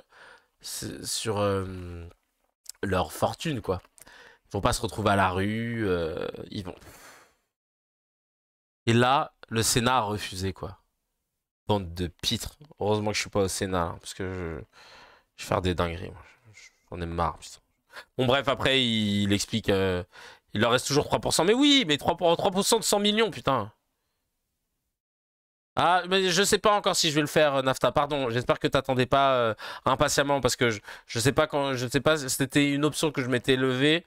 Si jamais je galérais à tenir 1h30, c'était surtout ça. Mais néanmoins, si jamais je prends acte. En tout cas, voilà, tout ça pour vous dire que oui, d'ailleurs, hein, celles et ceux qui veulent participer, il y a le Discord, on peut vous faire monter. Mais ça, c'est plus moi, selon le feeling, si je vois qu'il y a des trucs à faire. Alors. Voilà. Au passage, salut Candace, tu me dis, as-tu un avis concernant le leak pic sur Rima Hassan, partie 696? Je l'ai pas, le bail. C'est quand on parle de la guerre là, ça va. Je ne peux pas vous faire d'analyse géopolitique là-dessus, hein, en vérité, hein, parce que ça c'est pas mon taf. Je peux en revanche analyser la façon dont c'est traité médiatiquement. Ça c'est plus rigolo. Hop, je demande juste le câble de chargeur pour l'ordi parce que j'ai oublié de le mettre. Tac. Il y a un trader qui a été enlevé, un trader influent sur TikTok. Il a été enlevé et frappé à Juvisy-sur-Orge en Essonne par 4 ravisseurs qui voulaient lui tirer 50 000 € en crypto-monnaie. Et les ravisseurs l'ont relâché après avoir constaté qu'il ne possédait pas la somme. Putain, mais les frères, avant de faire une expédition comme ça, renseignez-vous quoi. Miskin, vous l'avez traumatisé, enlevé, frappé. Pour vous... Ah merde! T'as combien? 5K? En Ethereum? Ah ouais, pas ouf. Pas ouf. Oh, bah dis donc. Vous êtes d'une rapidité incroyable, Gaël Canicagnon. Merci beaucoup, bébé. Hop. Merci. Oh, c'est mieux que Amazon Prime. Hein. J'ai écrit vraiment 4 secondes, bim bam boum. Beaucoup d'enlèvements sont liés à la crypto-monnaie ces derniers mois. T'avais le cofondateur de la marque Ledger, c'est une espèce de disque dur clé en fait, sur laquelle tu peux stocker tes cryptos sans que ce soit stocké sur un wallet qui t'appartienne pas. Là, c'est en dur. Il s'était fait couper le doigt, putain. Bon, bref. Bon, déjà, ouais, c'est vrai qu'il y a 2 choses à retenir hein, là-dessus. Déjà, faut arrêter de faire des vidéos sur TikTok où tu mens sur ton train de vie. Parce que il y a des gens, ils vont pas être loupés. Je rigole, mais ça aurait pu être encore plus grave. Hein, c'est déjà assez grave ce qu'il a vécu, mais ça aurait pu aller encore plus loin. Mais ouais, mais les frères, vous êtes là à nous mentir, là, les Oussama Hamar, les Yomi Denzel, à nous faire croire qu'on peut se faire de l'oseille de ouf en prenant vos formations claquées au sol. Bah, faites attention maintenant, parce que nous, on vous voit que à Dubaï, que en classe business, et que dans des gamos incroyables. Au bout d'un moment, les frères, vous tendez le bâton. Et ensuite, ouais, mieux vaut être silencieux sur son argent. Mais en vrai, les gens qui ont de l'argent, ils l'exposent très rarement. Voilà, c'est ce qu'il faut aussi se dire. T'as Nathan qui dit les traders de TikTok ne font pas de l'argent dans le domaine qu'ils prétendent connaître, mais avec les revenus des réseaux sociaux et les formations ChatGPT qui vous vendent 1000 euros. C'est ça en fait. À partir du moment où t'as un gars qui se prétend être riche et qui te dit prends ma formation, c'est que son business c'est la formation, c'est pas. Et parce que toi t'as envie de dire mais c'est quoi qui a fait que t'es devenu riche? Arrête de me dire ouais avec ma formation vous allez apprendre. Non, qu'est-ce qui est parce que Zuckerberg. Comment ils s'appellent les patrons de Google, on connaît pas leur blase vraiment. Enfin si, on connaît, on peut les trouver, mais je veux dire, c'est pas des gens qui se montrent. Comment s'appelle le gars d'Amazon, Bezos, etc. Ils font pas de formation pour devenir riche, pour t'apprendre à devenir riche. Alors que ce serait les plus Larry Page, voilà. Voilà, c'est bref, tout ça pour dire que fuck. Savoy qui dit quand on vous dit de pas écouter ces influenceurs à la con qui soi-disant sont blindés mais qui en réalité ne le sont pas, c'est clair. Hydra qui dit le trader qui loue pour 1 heure une Lambo à Dubaï pour faire 500 000 réels, comment gagner de l'argent grâce à ces trades sur son Telegram gratuit? Bah ouais, parce qu'ils veulent pas que tu le deviennes aussi. Bah tu m'étonnes, c'est clair. D'ailleurs, putain, j'ai une autre info qui est incroyable. La mairie de Saint-Denis a hissé le drapeau de la Palestine sur son hôtel de ville et le préfet de Saint-Denis a demandé à ce qu'il soit retiré. Et pour info, Christian Estrosi, par contre, le maire de Nice a installé plusieurs drapeaux israéliens sur le fronton de sa mairie depuis des mois sans que aucun préfet qui ait demandé quoi que ce soit. Je comprends pas cette célérité à agir à la vue du drapeau palestinien en France. Franchement, c'est comme si c'était le drapeau de Daesh, tu vois. Ça me bouffe, hein, vraiment. Vous créez des monstres en fait à force de faire ça. Vous créez des monstres, vous créez une animosité entre les peuples. Franchement, ça me sidère. Ça me sidère. D'ailleurs, on va. Ah oui, avant de parler de Iran, machin. La vérité finit toujours pas triompher, nous dit Zouzou sur X. Bravo à la mairie de Saint-Denis. Ouais, franchement, bravo. Il y a les drapeaux israéliens toute l'année sur la mairie du 16e, mais personne ne dit rien. Mais oui, c'est vrai, sur la mairie du 16e aussi. Gros message, rendez les otages, machin. Et évidemment, il y a un gars qui a mis un ruban jaune et un drapeau israélien dans son pseudo sur X qui a mis « Ça fait longtemps que Saint-Denis n'est plus la France ». Évidemment. Bref. Donc, par rapport à l'Iran... Ah ouais, non, juste, je vous partage aussi ce truc-là sur Serfia. Vous connaissez ce terrain, le milliardaire qui a pour projet Périclès, le projet incroyable, assumé de investir. Donc c'est Pierre-Édouard Sterrin, un patron d'extrême droite française, catho, je le précise, parce que donc il y a une idéologie aussi qui l'assume. Il a sorti le projet Périclès, patriote, enraciné, résistant, identitaire, chrétien, libéraux, européens, souverainistes. Vous imaginez si un milliardaire avait décidé de faire la même chose en plaçant islam à la place de chrétien, il n'aurait même pas eu le temps de proposer le projet, hein, qu'il serait déjà plus là. Rappel du plan, donc son plan c'est de faire en sorte que l'ensemble des valeurs donc, que je vous ai citées, pour lutter contre les maux principaux de notre pays, le socialisme, le wokisme, l'islamisme et l'immigration, et pour sauver la France, nous voulons faire une victoire idéologique, électorale et politique, et donc ils ont déployé 150 millions d'euros sur les 10 prochaines années via le financement ou la création de projets. Ils veulent former des futurs maires, des think tanks, avoir des baromètres, tu vois, genre vraiment truster les médias, etc. Et donc, pour rappel, ce terrain, il a des médias. Voilà. Il a des médias. Alors, il a lesquels déjà? Il a le Crayon, déjà. Le Crayon. À la base, il s'était fait de l'oseille avec la fourchette et Smartbox. Et il a vrillé, ouais, tu vois, parce que même lui, il en avait marre d'en recevoir en cadeau, je sais pas ce qui s'est passé. Mais donc, il a décidé d'investir dans les médias, voilà, après être devenu milliardaire. Et il a quoi comme média en plus? Mais oui, il est patriote, mais pas résident français. Ouais, je te jure, on dirait le monologue d'un méchant dans les dessins animés, t'as raison. Il vit en Belgique parce qu'il en a marre de l'imposition. Alors pour un patriote, t'as envie de lui dire super, enfoiré, va, t'es là en train de nous faire des leçons de patriotisme, tu vis même pas dans le pays dans lequel t'es. T'as les députés qui t'ont convoqué pour une commission d'enquête, tu as refusé alors que ça c'est passible normalement de poursuite. Et il a l'Express. Attends, le fonds d'investissement. Ah ouais, en média, il a quoi? Il a des trucs un peu claqués au début, hein. Il avait des trucs genre Radio Notre-Dame, tu vois, personne n'écoute. Néo, le média, je connais pas. C'est un média d'extrême droite. Factuel. Le Crayon. Ah non, c'est Néo qui est devenu ensuite Factuel. Il a quoi d'autre? Ouais, Radio Notre-Dame, ça je vous l'ai dit. Factuel, Néo, le Crayon, bon ça va, tu vois, il avait pas non plus des trucs de ouf, mais quand même. Et finalement, on vient d'apprendre qu'il a racheté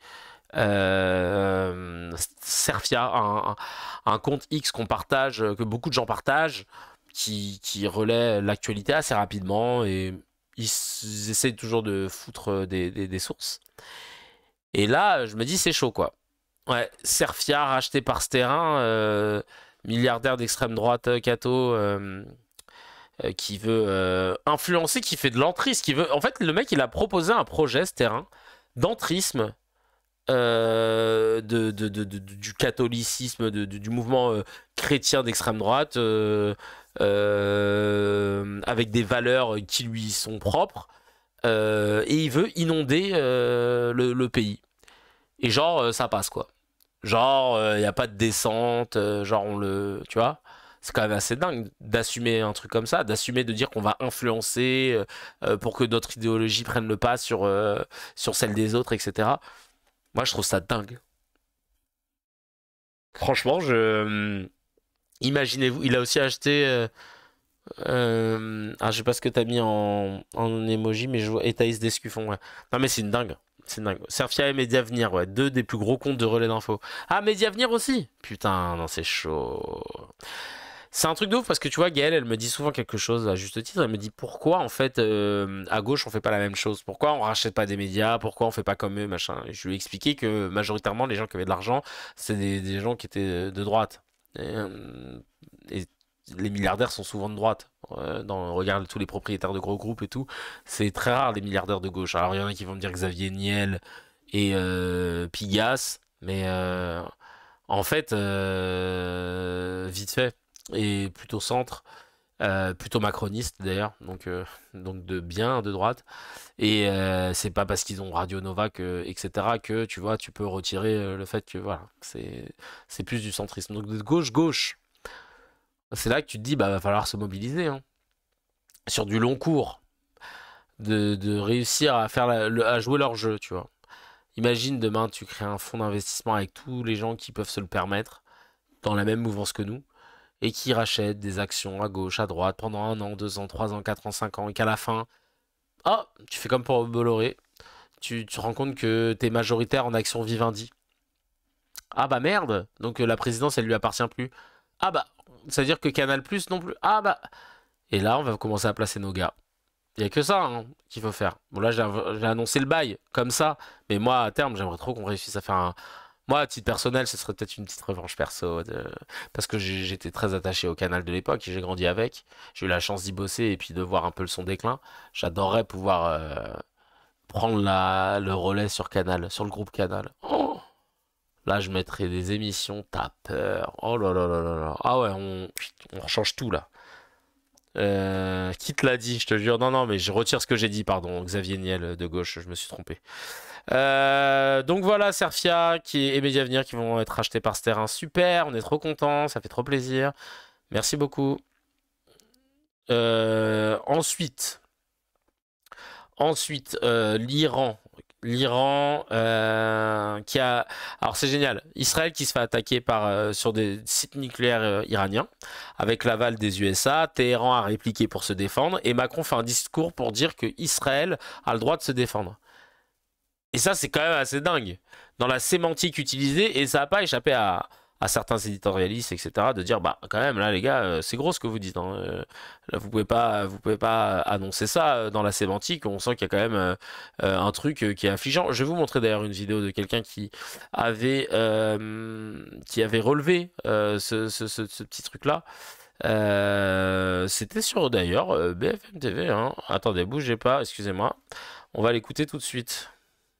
Vous avez implicitement un changement de la doctrine française dans le communiqué du président aujourd'hui. Alors, il faudra qu'il le confirme, parce que je suis pas sûr que ça a été voulu. Que dit le communiqué? Israël a le droit de se défendre, et etc., etc. C'est très intéressant. Israël n'a pas été attaqué. Et donc, vous voyez que, alors même que le général de Gaulle, en 67, fixe la doctrine française, en disant le premier qui attaque, je ne peux pas le soutenir. Donc Israël attaque et le général dit je soutiens pas Israël. Là, il se passe quelque chose d'intéressant. Israël attaque en premier et le président de la République dit Israël a le droit de se défendre. C'est une dinguerie, hein. C'est une dinguerie, mais c'est réel. C'est réel. C'est assez dingue de voir que voilà que tu peux pas en fait. Enfin, je sais pas. Tu peux pas avoir cette sémantique-là, quoi. Enfin, quand même, les gars. Guys, please. I mean, well. Ouais, basez le chauvin. Ah, le chauve, là, le chauve sera plus réinvité, hein, je pense. Là, une des frérots, là, tu nous as mis dans un truc. T'avais des arguments. T'as cité De Gaulle. Ah, franchement, comment tu peux pas faire plus mal à des droits tardés que de citer De Gaulle? Oh, De Gaulle, c'est le GOAT. Bah, De Gaulle, il a dit des trucs, mon pote. Il a dit un truc. Franchement, j'ai une citation que j'ai gardée de lui. Cette citation, aujourd'hui, ben évidemment, si tu la sors, les gens vont dire que c'était Mélenchon et que c'est pas De Gaulle. Mais vraiment, ce qu'il a dit, ça m'avait... bah, justement, toujours dans cette conférence de presse du 27 novembre 1967. Et en fait, De Gaulle, il dit... Israël, ayant attaqué, s'est emparé en 6 jours de combat des objectifs qu'il voulait atteindre. Maintenant, il organise sur les territoires qu'il a pris l'occupation qui ne peut aller sans oppression, répression, expulsion, et s'il s'y manifeste contre lui une résistance, qu'à son tour, il qualifie de terrorisme. Je me suis dit, ah le bâtard. Le mec, il avait quasiment 60 ans d'avance sur exactement ce qui se passe. Il a décrit ce qui se passe post-7 octobre et je trouve ça quand même assez ouf. Alors que je suis pas fan de Gaulle, loin de là. Hein, pour celles et ceux qui ont vu mon spectacle, moi je suis team Monerville. Mais vraiment quand j'ai vu ça, je me suis dit ah ouais. Non, là il a dit les termes en direct de la station thermale. Il y a eu pas mal de personnes qui ont parlé. Hein. Putain, ça fait du bien hein, parce parfois on a l'impression que le pays est muselé dès qu'il s'agit de ces questions-là. On a encore un autre extrait, là c'était sur France Inter. Que Israël a le droit à l'arme nucléaire et pas l'Iran, Armin Arifi. Oula, c'est la question à 100 milliards de dollars. C'est la question de nos auditeurs. Je vais répondre, j'irai encore plus loin. Israël n'est pas signataire du traité de non-prolifération nucléaire, à l'instar de l'Inde et du Pakistan, ces 3 pays qui ont la bombe. L'Iran est signataire du traité de non-prolifération nucléaire, n'a pas pour l'instant la bombe atomique et se voit bombardé. Pour répondre à votre question, la réponse est simple. Il s'agit de l'allié des Occidentaux et le droit international, à l'époque où il a été fixé par les Occidentaux. CQFD, encore une fois. Bah voilà, les Occidentaux, hein, on revient toujours à la même chose. C'est les Occidentaux ont tous les droits et les autres, ils iront se faire cuire le cul. C'est exactement ce qui se passe à chaque fois et c'est fatigant. C'est fatigant parce que y en a qui continuent de penser qu'on peut bouffer cet argumentaire occidental parce qu'on est né dans des pays occidentaux, qu'on y vit, genre c'est bon, on peut... Bah non en fait, Dieu merci, les réseaux sociaux sont parfois bons pour ça. L'accès à la connaissance, à des historiens qui font un travail autre, qui font un travail, j'ai envie de dire, hétérodoxe, Voilà, pour reprendre un peu ce qu'on utilise quand on parle des économistes, là c'est un peu pareil aussi, et ça fait plaisir. Je pense à même des gens qui sont pas historiens, mais Histoire Crépue qui fait un travail incroyable, big up à lui, Yann Toucourt aussi, qui fait son taf. Aujourd'hui, on a accès à la culture, on peut se permettre de faire notre propre parcours, et d'arrêter de bouffer cet argumentaire, parce que c'est vrai que c'est plus simple hein, quand on décide de dire que tous les bougnoules et tous les renois c'est les méchants, que les arabes ils veulent leur imposer ci partout dans le monde, qu'ils veulent conquérir tous les pays, etc. Et de faire oublier, tu vois, ce qu'ont fait les occidentaux. Hein, c'est plus facile de dire oui, faut pas que les arabes iraniens ils aient la bombe nucléaire, parce qu'après ils vont commencer à la balancer partout, sur tout le monde, on est menacé. T'as envie de dire chacal. Pour l'instant, qui a balancé la bombe nucléaire? 2 fois. Sur des civils majoritairement. C'est ton putain de pays occidental top 1. A.k.a. United States of America. Hein. C'est eux qui ont fait ça. Ça va, ils s'en sortent bien quand même pour des gens qui ont fait ça. On leur a pas tenu rigueur.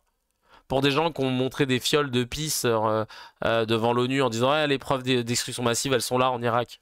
On leur a pas tenu rigueur. Pas de sanctions, pas de... propre en fait. Donc c'est trop bien d'être un pays occidental en fait. Parce que tu peux faire toutes les dingueries du monde, mais par contre s'il y en a d'autres qui songeraient à les faire, rac. Parce que l'Iran, là on parle de pays qui s'approvisionnent en uranium, etc. pour développer un plan nucléaire qui mettrait peut-être 1 an et demi. Hein. Ils n'étaient pas là avec la bombe là qu'elle les tissors, qui était prête hein, dans les starting blocks. Frère. Mais enfin, ce que j'aimerais montrer, ça a été quand même le prix. Et vous savez, il y a le prix Goncourt, il y a les prix Susboul aussi, sans prix que je remets de temps en temps. Et là, le prix Susboul, il a été attribué par quelqu'un qui a vraiment beaucoup qui a bien travaillé. Alors là, j'ai jamais vu ça. Alors attendez, bougez pas. C'est Kevin Bossuet. Et d'ailleurs, on va parler du cas Kevin Bossuet, qui est, je rappelle, Kevin Bossuet, qui est un prof d'histoire géo en banlieue. D'ailleurs, c'est comme ça qu'il le présente. Professeur d'histoire en banlieue parisienne, qui vraiment a décidé de... Alors là, c'est pas le chibre qui l'a gobé, c'est les 2 jambes, le bassin, il a tout pris là. On va regarder cette vidéo dégueulasse de Kevin Bossuet qui apporte son soutien à Israël de la pire des manières. Hein. J'aurais été Israël, j'aurais dit franchement frérot, on va pas te donner de nationalité. Hein. Bon toutou, c'est gentil, mais même nous on a honte pour toi, hein, chacal. Je vous mets cette vidéo horrible. Vous avez tout à fait raison. Et tout d'abord, j'aimerais apporter mon soutien au peuple israélien, mon respect et mon admiration. Le peuple israélien a connu l'un des plus grands pogroms de son histoire depuis la Seconde Guerre mondiale, le 7 octobre. Et dès le lendemain, ce peuple s'est relevé. Déjà là, il nous casse les couilles. Frère, tu vas nous... Pourquoi tu recontextualises un truc par rapport au 7 octobre alors que là, on est sur une attaque qui n'a rien à voir avec le 7 octobre. Bref. Déjà, ça commence. Avec force, ce peuple est doté d'une force morale et mentale incroyable. Et vous avez tout à fait raison, Anthony. Les Israéliens sont en train de jouer leur survie, mais les Israéliens sont en train de défendre nos valeurs, sont en train de défendre également la sécurité de l'Occident. Regardez comment il regarde la caméra, là. Quand tu regardes la caméra, c'est que là, t'es investi d'une mission. On t'envoie un message. Là, il espère vraiment que Elnet, tout ça, que tout le monde ait vu le... J'espère qu'on me regarde. Hein, parce que là, franchement, ce que je fais, c'est trop bien. Hein. Franchement, pas vrai. Et la sécurité de l'Europe, parce que la menace nucléaire iranienne menace tout l'Occident, parce que des missiles iraniens peuvent très bien un jour toucher la France, parce qu'il y a déjà eu des attentats commandités par l'Iran sur notre sol. Et oui, vous avez raison, Anthony. Et oui. Israël fait aujourd'hui le sale boulot. Et quand j'entends Non mais là c'est trop, respire Chacal, la gorge est remplie, les dents du fond qui baignent dedans. Monsieur Macron, qui ne comprend pas ce qui est en train de se passer, qui ne comprend pas que nous sommes dans une lutte acharnée contre l'islamisme, qui ne comprend pas qu'on est dans une guerre de civilisation, en train de... Une guerre de civilisation. D'accord. Une guerre de civilisation, on est dans Age of Empire en fait là. C'est ça que t'es en train de nous dire, putain je savais d'être dans un yo-yo idéologique incompréhensible qui nous raconte que les frappes israéliennes sont bénéfiques, mais qu'il faut quand même les condamner, qui nous dit que Israël doit se défendre, mais qui appelle depuis pas mal de semaines à désarmer Israël. Ce n'est pas à la hauteur. Moi, j'aimerais dire au peuple israélien, ne vous inquiétez pas. Vous avez peut-être une partie de l'opinion dans le monde contre vous, mais vous êtes du côté de l'histoire, vous êtes du côté de la vérité, parce que ce que vous êtes en train de faire, c'est historique et c'est exceptionnel. Je pense qu'il est un prompteur, c'est pas possible de regarder autant l'image comme ça. Parce que quand t'es invité comme ça et que t'es pas host principal de l'émission, tu regardes pas à la caméra droit dans les yeux. Pourquoi là il le fait? C'est quand même, on se fout de sa gueule et tout, mais c'est quand même inquiétant de voir qu'il regarde la caméra droit dans les yeux. Tu t'adresses à qui? Tu veux vraiment t'assurer? On dirait, tu sais, on dirait un exhibitionniste. On dirait quelqu'un qui fait l'amour en pub, tu sais, genre sur son balcon, il est pour espérer que quelqu'un le voit en fait. Bah là, il est en train de faire une prestation orale non tarifée, il fait ça gratuitement, de façon goulue, comme je n'ai jamais vu ça. Et il regarde la caméra, tu vois bien, hein, je suis des vôtres, hein. Et je pense que tous les amis des démocraties le savent. Donc bravo à Israël, bravo à Tsahal qui est d'une supériorité incroyable, qui a réussi en quelques heures finalement à gagner la supériorité. Avec une supériorité incroyable. Non mais supériorité. T'es là, mais ils sont là. Et oui, Chacal.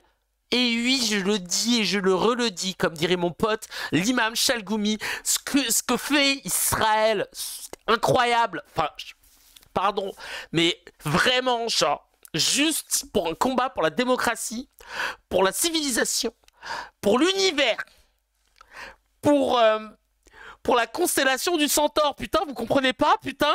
Merde. Oh, aérienne là où les Russes n'ont pas réussi à le faire en Ukraine pendant 3 ans. Donc moi je voudrais remercier Israël et le dire haut et fort parce que dans certains... Oh là là, regarde droit dans les yeux, là ça y est.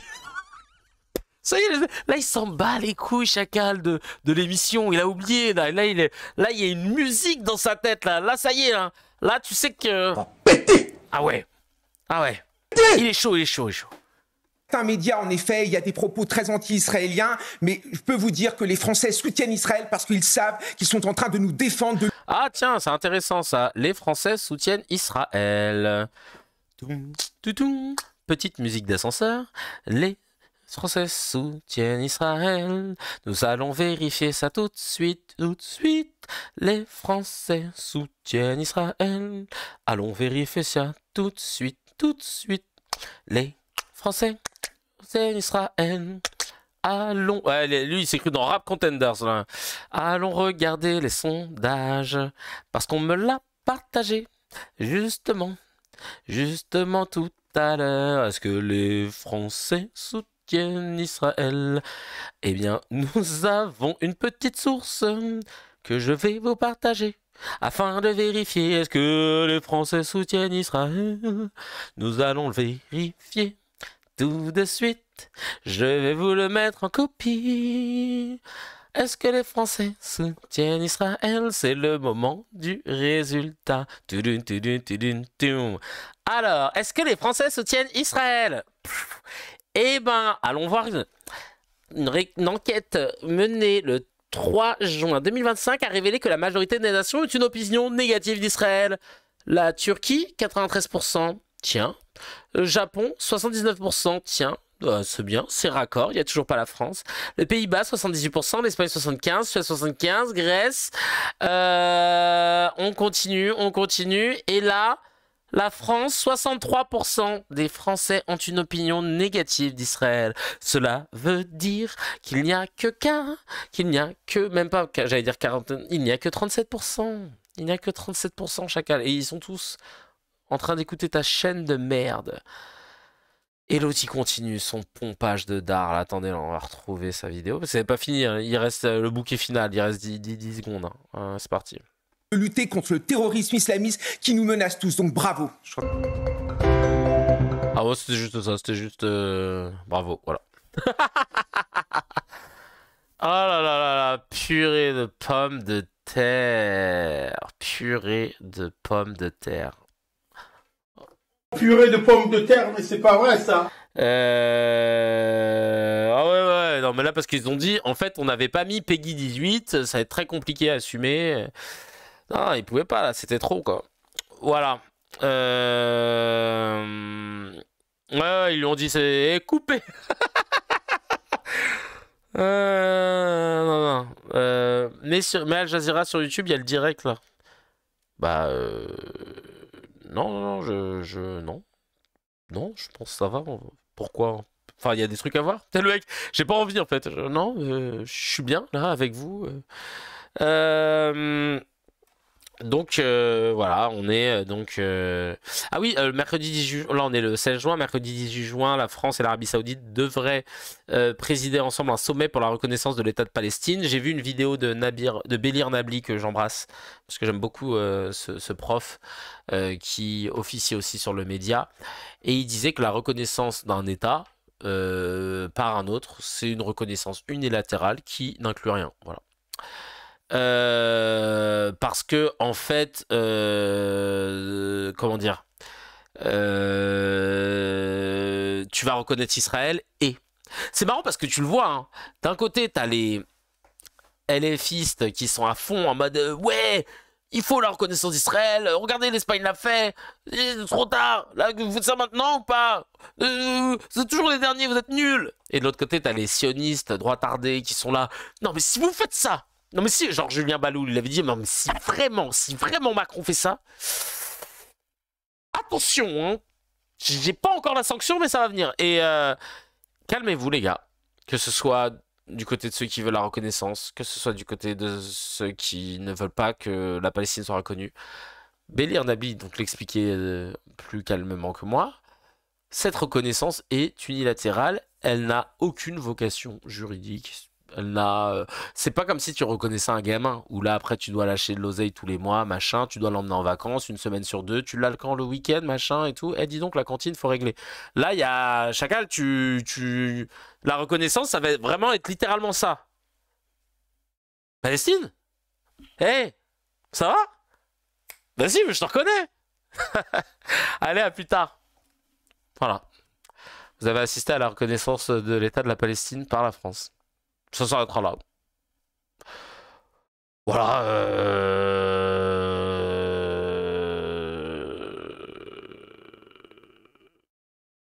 Est-ce qu'on s'en tape pas un peu? Est-ce qu'on aimerait pas, c'est plutôt qu'on arrête de bombarder, d'affamer la population? Voilà. Je sais pas. Tout ça pour dire que, encore une fois, la France, dans ce traitement médiatique, a brillé par, comme vous avez pu le voir, les médias français ont brillé par leur incapacité à être partial, même si on a eu 2-3 sorties qui valaient le détour, très impressionnantes, hein, le chauve qui va plus être invité sur BFM, les 3 petits gars là sur France Inter qui ont dit des trucs mais ils étaient gênés. On peut dire hein, qu'on a récupéré là des gens qui parlaient, mais globalement, on est tous d'accord pour dire dans les médias français, bah non, l'Iran, faut pas qu'ils aient la bombe, attends, ils sont fous, ils voilent les femmes de force, donc s'ils ont la bombe nucléaire, ils vont...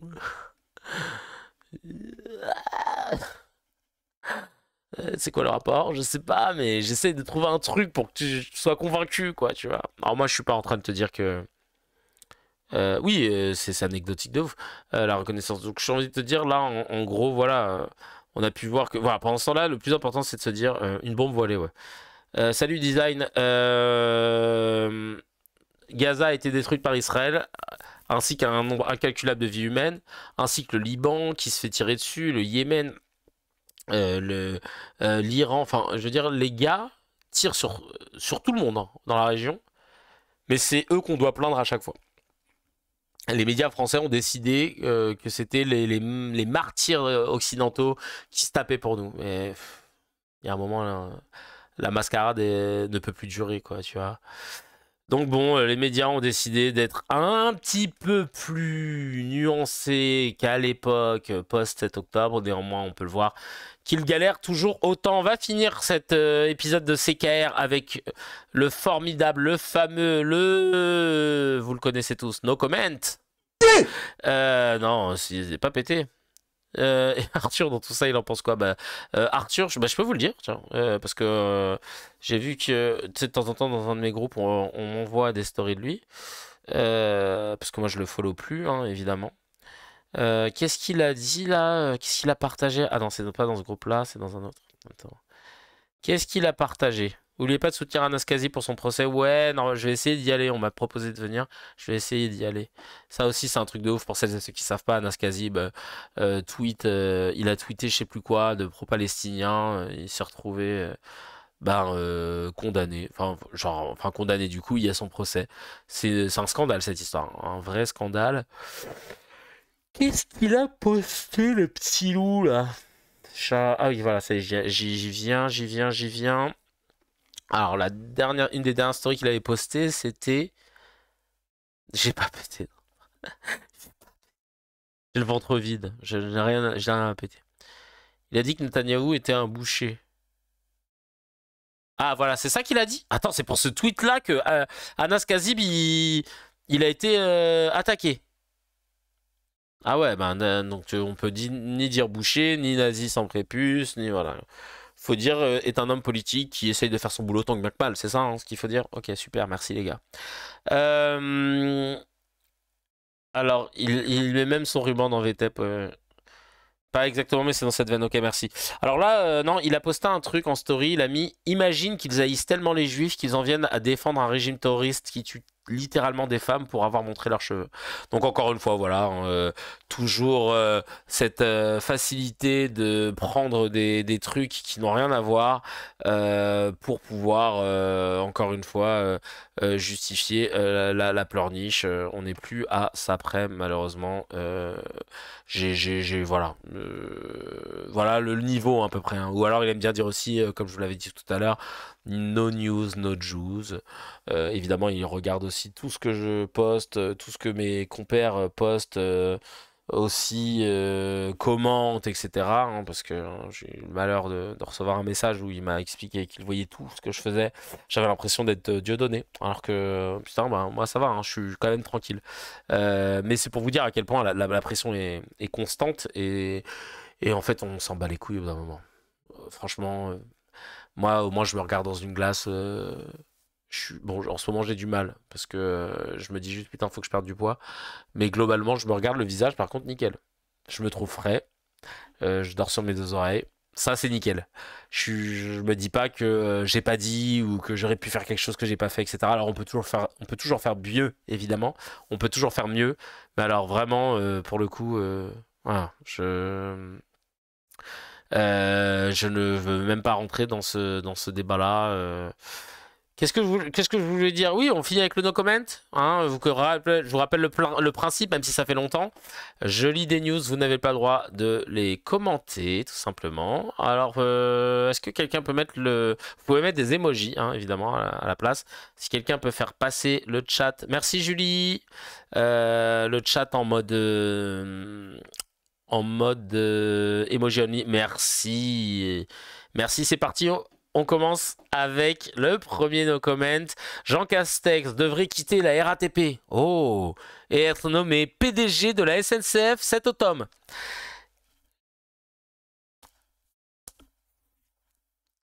Bah RATP, PDG de la SNCF. 54% des électeurs du Rassemblement national se déclarent ouvertement racistes. Ils considèrent que les musulmans ne sont pas des citoyens comme les autres et que les personnes juives ont un rapport particulier avec l'argent. Purée de pommes de terre, mais c'est pas vrai ça. Ah merde, j'ai peut-être pas le droit de... En cliquant là, j'ai commenté quelque part. Non mais... Bref. Et enfin, pour finir, 16 personnes membres d'un groupuscule d'extrême droite sont jugées en ce moment pour avoir notamment voulu tuer 200 imams et empoisonner de la nourriture halal. Beaucoup de choses à dire là-dessus. On peut déverrouiller le chat. En tout cas, c'était un plaisir de reprendre ces carrés avec vous. Vraiment, merci du soutien, merci de la force. Continuez de repartager parce que ça faisait longtemps, on a tout perdu. Hein. Vraiment, on avait des stats qui commencent à monter. Là, tout est tombé. Donc, cette émission sera disponible sur toutes les plateformes, YouTube, Dailymotion, etc. Dès le lendemain, donc mardi matin. Merci à toutes celles et ceux qui nous soutiennent à fond sur Snap, sur le Telegram, la Cuenta, n'oubliez pas, il y a tous les liens sur mon Linktree, CKR. Et puis on se retrouve jeudi en fin de journée pour le prochain CKR. Et là, si je m'organise mieux, on fera peut-être même monter des gens pour papoter, pour avoir des retours sur investissement. C'est le mec qui sait pas discuter. Rendez-vous sur Skyblog aussi, merci Antaltinours. Et d'ailleurs, ouais, parce que je sais que moi sur Snapchat, il y a des gens qui qui ont leurs gamins qui sont dans l'école de Kevin Bossuet, sachant que je vous rappelle que normalement on est censé avoir un droit de réserve et ça on n'en a pas parlé donc on l'abordera après, mais quand on est prof normalement il y a un droit de réserve, on ne peut pas dire tout et n'importe quoi, et pourtant Barbara Lefebvre et Kevin Bossuet sont toujours dans l'éducation nationale. Allez, on se retrouve. Merci le chat, vous avez été au top. Merci à toutes et à tous mes cracks de m'écouter et de me soutenir. Et je vous dis à très très vite avec le podcast préféré de vos podcasteurs préférés. Ciao, ciao.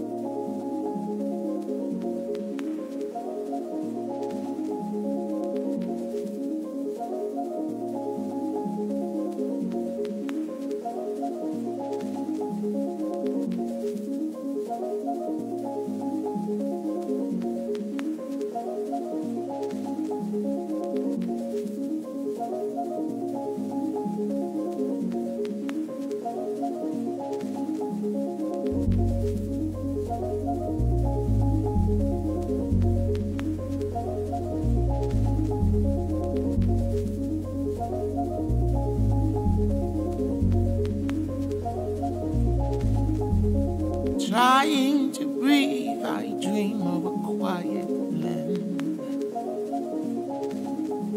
loved by the sea, the sweetness of your hand. These lines were drawn to breed blind hatred. Tears of a nation cannot wash away the blood on the sand.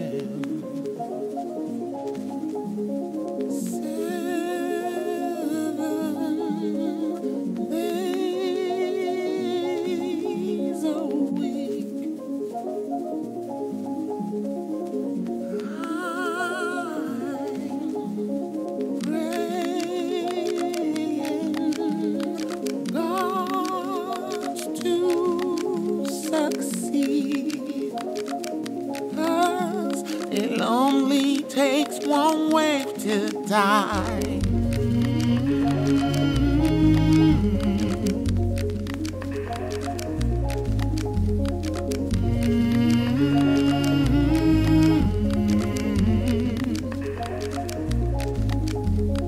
I can't stand the way I look at you, while I'm afraid of unlike us. For me, nothing's new.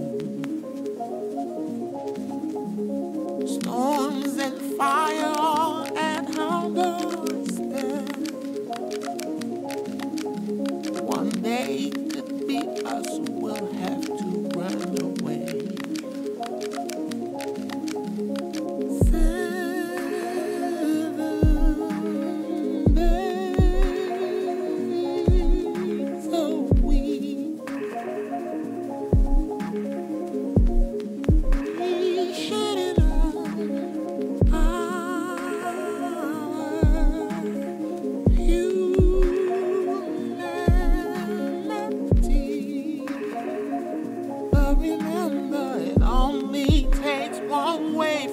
die.